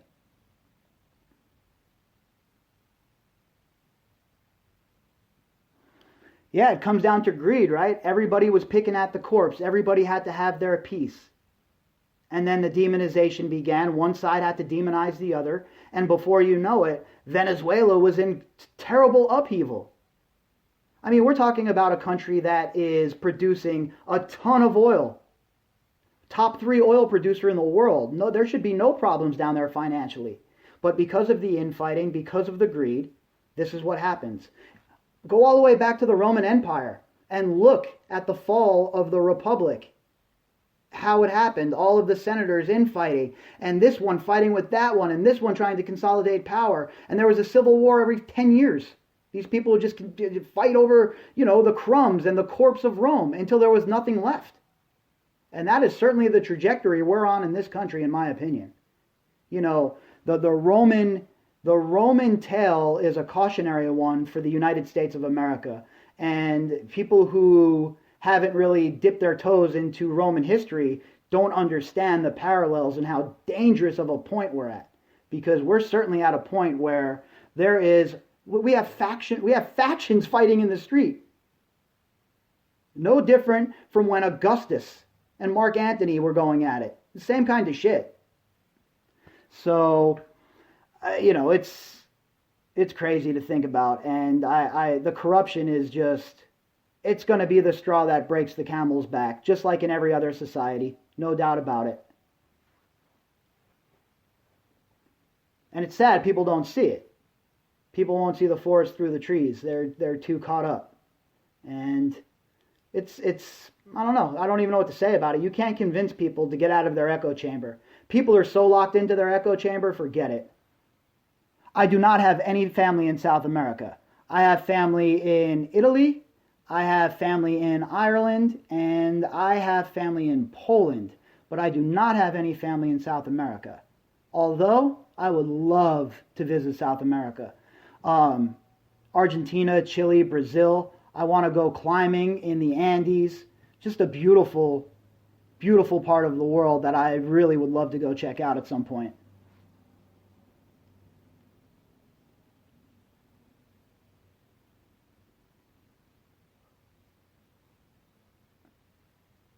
Yeah, it definitely is like watching Rome fall in real time, Jen. If people who understand Roman history understand what's going on right now. And I don't want to sound like a broken record, and it's, history is not fun for everybody, so I won't really, dig too deep into it, but it's really, really scary what's going on.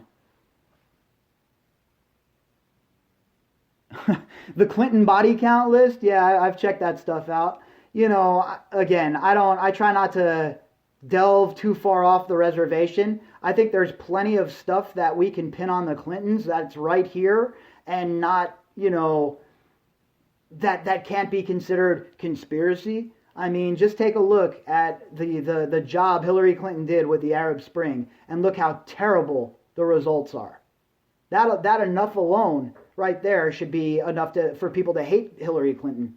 Never mind, going all the way back to the Arkansas days.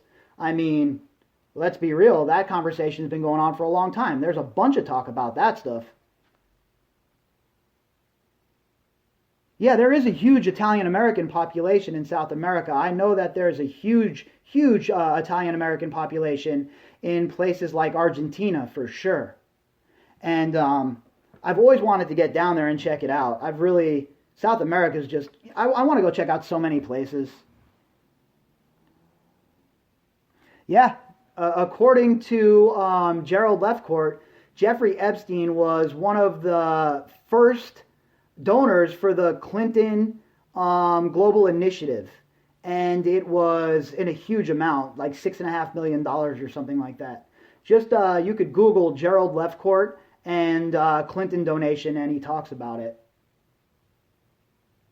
I do. I'm not an avid fan of the sport. I watch a lot of, a little bit of EPL. I'm a Chelsea fan because of Pulisic. And I do like to watch international soccer when it's on for sure. But I'm more of a Big Four American sport guy. Baseball, football, hockey, a little bit of basketball. Mainly college hoop, though.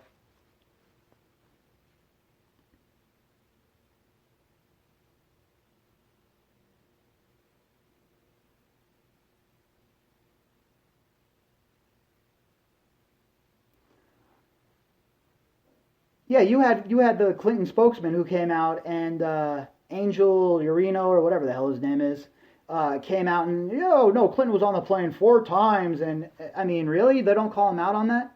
How come Clinton isn't being hammered the same way Prince Andrew is?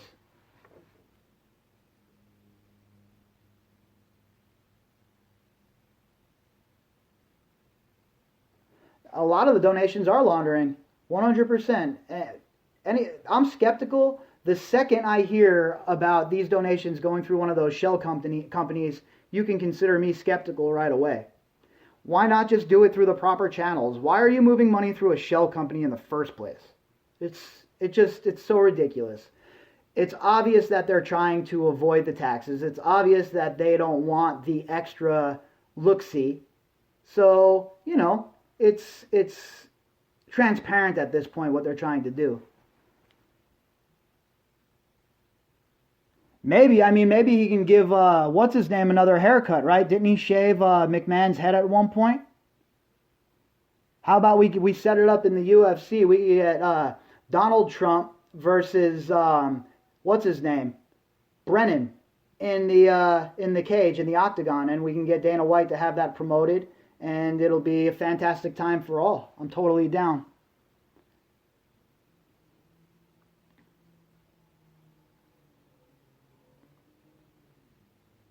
Back in those days, though, that's when that wrestling was good, man. All kinds of cool storylines and shit.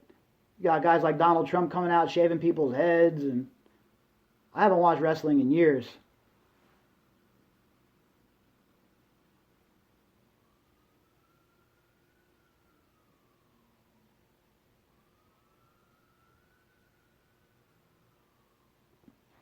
Yeah, the Clintons they've not done a good work for the progressive movement. There's no doubt about it. They are your prototypical neoliberals who are completely in bed with the military-industrial complex, the same as the right.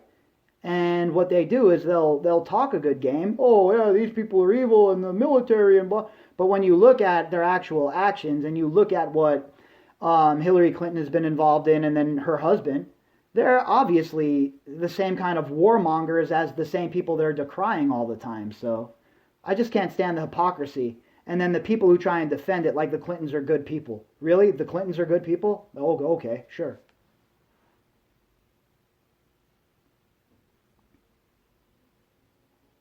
Yeah, who knows? She might have gotten the submarine from her good buddy Jeff Bezos. Yeah, obviously, I'm just kidding. I don't know.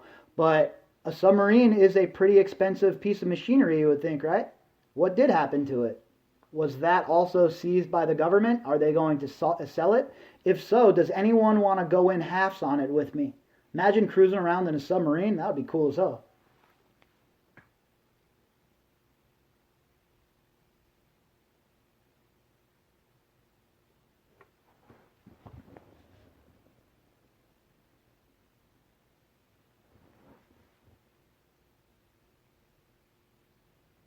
Yeah, for sure. Look, I'm not a huge fan of regulation usually, right? I believe that it could be just too much in a lot of cases. But when it comes to the financial sector, they have proven that they can't conduct themselves correctly. So why should people like you, David, who own a business, who do things the right way, have to, conduct yourself correctly, while these people who are already making obscene amounts of money are grifting on top of it? So I'm glad that the banks are cracking down. I mean, the government's cracking down on the banks for once.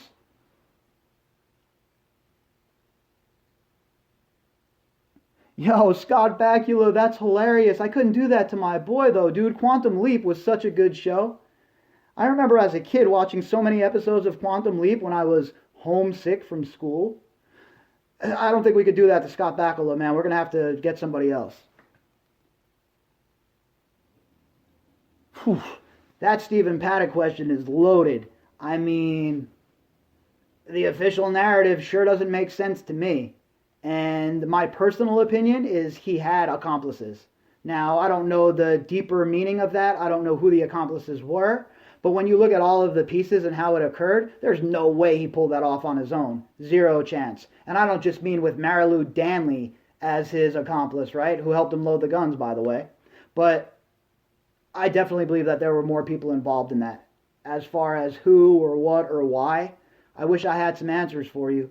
That case really dead ends, and it goes into a lot of really conspiracy-filled realms where you can't really make heads or tails of what's going on. What I will tell you is this. I listened to that whole entire thing on the police scanner as it was cracking off, and the official narrative does not match what occurred on that police scanner. Nowhere near. They were talking on the scanner how there were gunmen at other properties, people were shot at New York, New York, the Tropicana, all kinds of stuff. And then you get the official narrative and you're like, huh? That doesn't sound like what I just listened to. But they'll gaslight you, right? Over and over and over, they'll tell you the same story, and before you know it, they have you believe in their bullshit.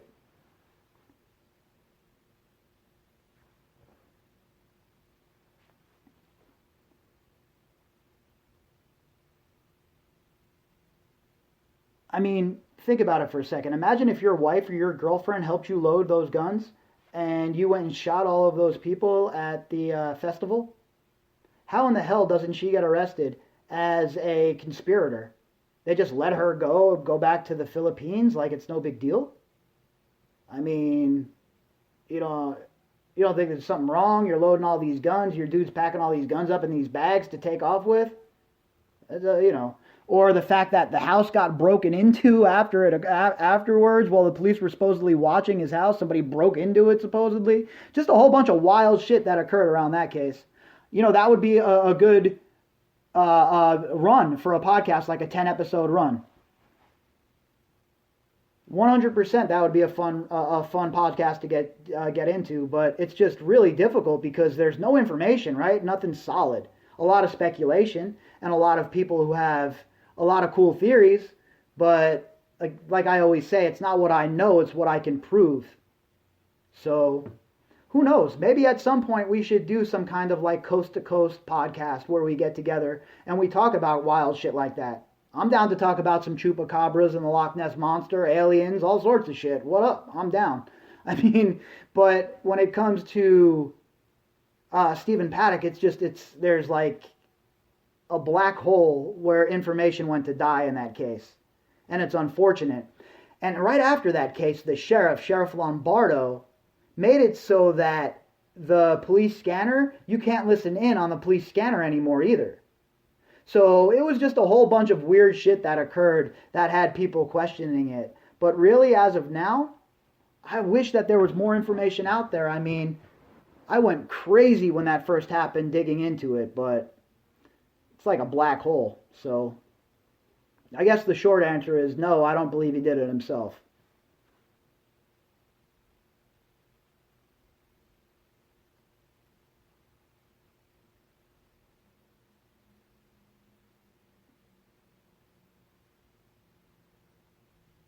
Yeah, yeah. Look, it's wild, right? I don't.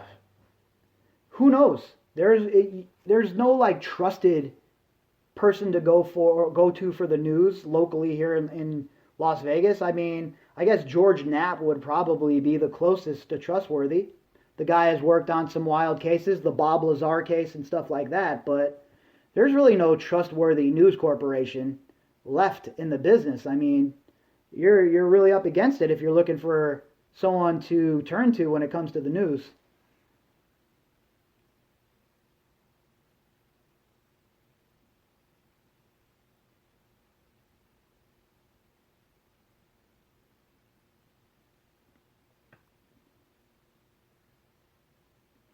Yeah, there was a bunch of wild videos about that when it was going on, like the flight patterns being cleared out, the video of the security force escorting that person through the Tropicana. That shit was odd. Those dudes certainly weren't Metro. You can't have a Mohawk and be in Metro, be a part of Metropolitan Police. So this was like some kind of merc security team escorting this person through the Tropicana. Who the hell was the person they were escorting, and why were they in that sort of formation? That looked like the type of shit you see when they're escorting a politician through a war zone. So again, there's just so many questions when it comes to that shooting that I don't even know.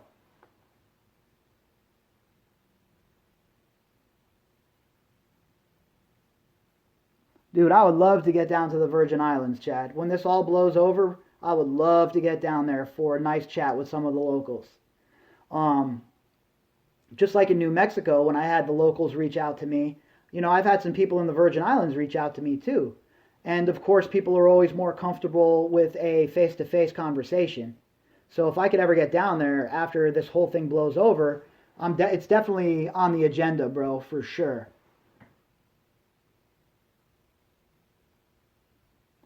Very possible, AJF. Very possible. We know that Adelson liked to control the flow of information.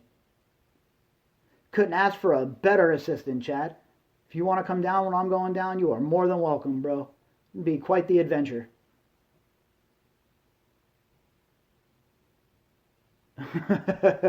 Yeah, Jen, I don't blame her.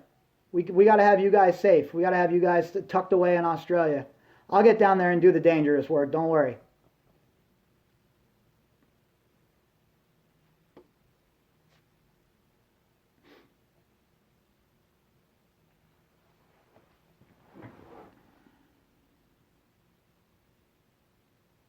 Yeah, Jesus, whatever his name was. I forget his last name. The guy that went on one talk show afterwards. You would think if he was such a hero that he would have parlayed that into a book, a television program, something. But we've heard hide nor hair of this dude.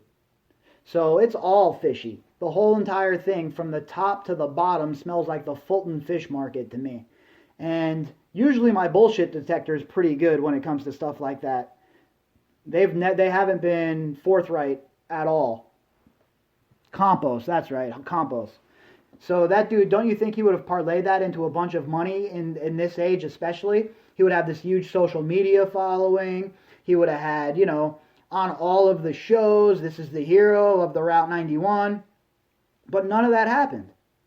So right away I say to myself, who is this guy? And why hasn't this been turned into something that he can,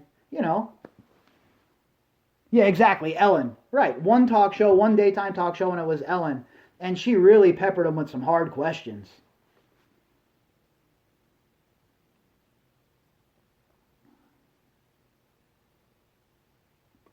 I think that what Epstein was talking about with spreading his seed was more of a transhumanist approach, not so much as having intercourse and impregnating the girls, but doing it through like test tubes, like whatever it's called, fertility, like a fertility drug almost. And I think that's what Epstein meant when he was talking about that. Again, I think it was because of the fact that when it comes to the seeding anyway, that it was the eugenics program exactly going about it like the sick bastards in Nazi Germany, trying to, do it experimentally inside of a test tube or however it's done nowadays. I don't even know.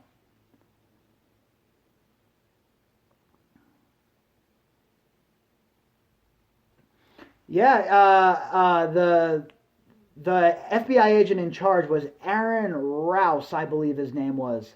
And when he was standing next to Sheriff Lombardo, you could just tell this dude looked like a cold heart killer. I mean, the guy just looks sadistic. And this is the guy in the FBI that's going to work this case and figure out who was involved in this shooting. Yeah, it gave me a lot of confidence.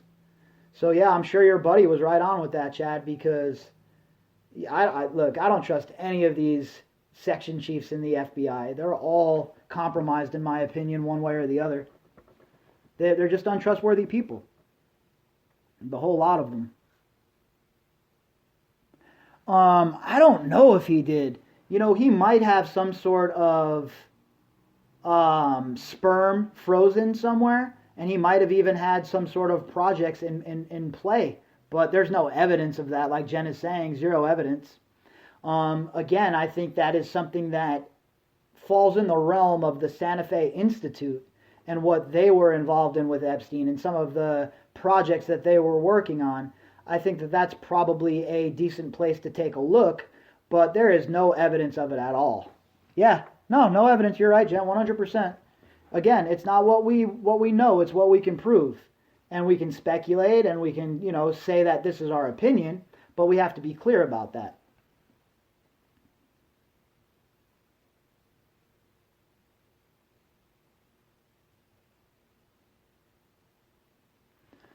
It's important, right, to dig into the eugenics portion of this because all of that plays a role. All of these little tidbits all add up to the puzzle being put together.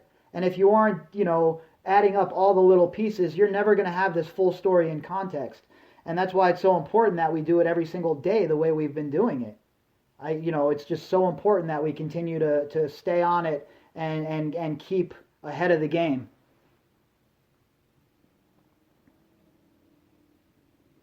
Yeah, the Santa Fe Institute was involved in all kinds of wild shit. I mean, there was all kinds of wild people at the Santa Fe Institute, and don't get me wrong, a lot of great minds, great scientists, but it deserves a look. There's no doubt that it deserves a look, and the projects that were going on there, that were being worked on there, they deserve to be looked at as well.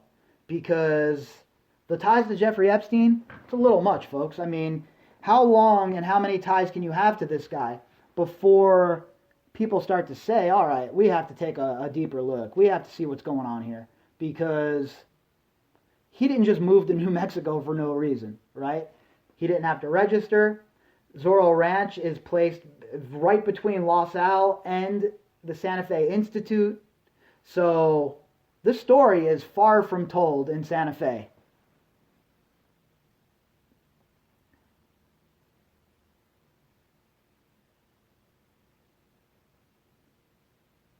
Yeah, exactly. There's no way that it occurred. I mean, you look at the people who committed suicide at the facility Epstein was at, and there hadn't been anyone to commit suicide in years.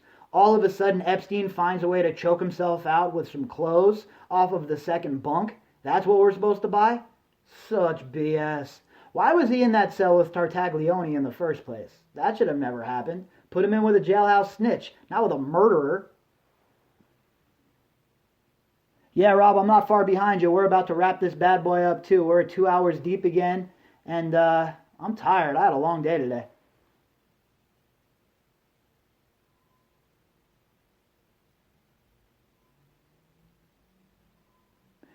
Chad, for sure. Look, there is so many different avenues that we need to explore here. For me, I believe that the intelligence portion of this was all about the blackmail. And Epstein parlayed that into other things, other side projects, when he knew that he had that protection from running as an asset several times, not just during this honey trap, but in other aspects. So he parlayed that off into other things, the transhumanism, the eugenics, because he felt like he had this umbrella of protection.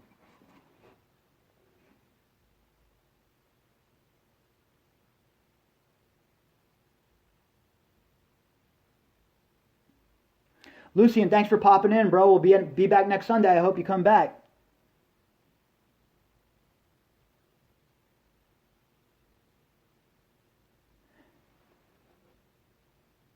Yep, exactly. This is a story that still has to be told, right? We haven't even reached the halfway point.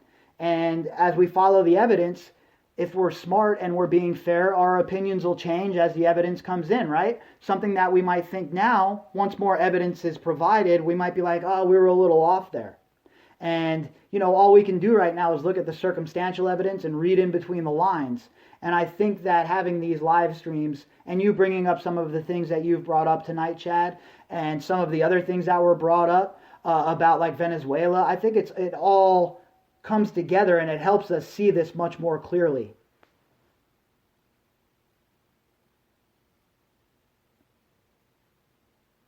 We're going to have to dig deeper into that too. Maybe we'll have to do an article on the finders too. Yeah, exactly. We can speculate. That's all we can do, right? We can look at all the stuff that's available to us and give the best educated opinion that we can possibly give. And that's exactly what I do here on this podcast. We read between the lines, and my commentary is the way I am perceiving this case. I'm not always right. There's been several times where I've been like, oh, how did I miss that? And I had to go back and reevaluate my whole entire opinion.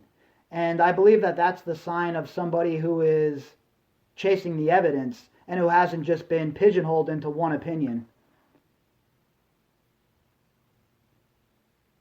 Thanks, Tracy. I appreciate you coming by. So, everybody, that's going to wrap up this Sunday's live stream. I'm going to head up to bed. Spent a lot of time in the mountains today with Carrie. We had a nice hike. Me, her, and her friend Michelle. Awesome day. But I think it's time to wrap it up. And next week, I should have my second phone fixed. So we'll be able to broadcast this at the same time on the podcast. So what I'm going to do now is I'm going to upload this session onto the podcast so it's in the catalog so we can go back and check it out. All right, everybody. Thank you guys so much. Virginia, thank you for popping in. It is always a pleasure to have you and talk to you and get your perspective on things. And to everybody else that popped in, you guys are the absolute best. Thank you so much. And I appreciate you all so much. All right, everybody, enjoy your week. And we will be back next Sunday with the live stream. And obviously, I'll be back tomorrow morning with a new episode of the podcast. Good night, everyone.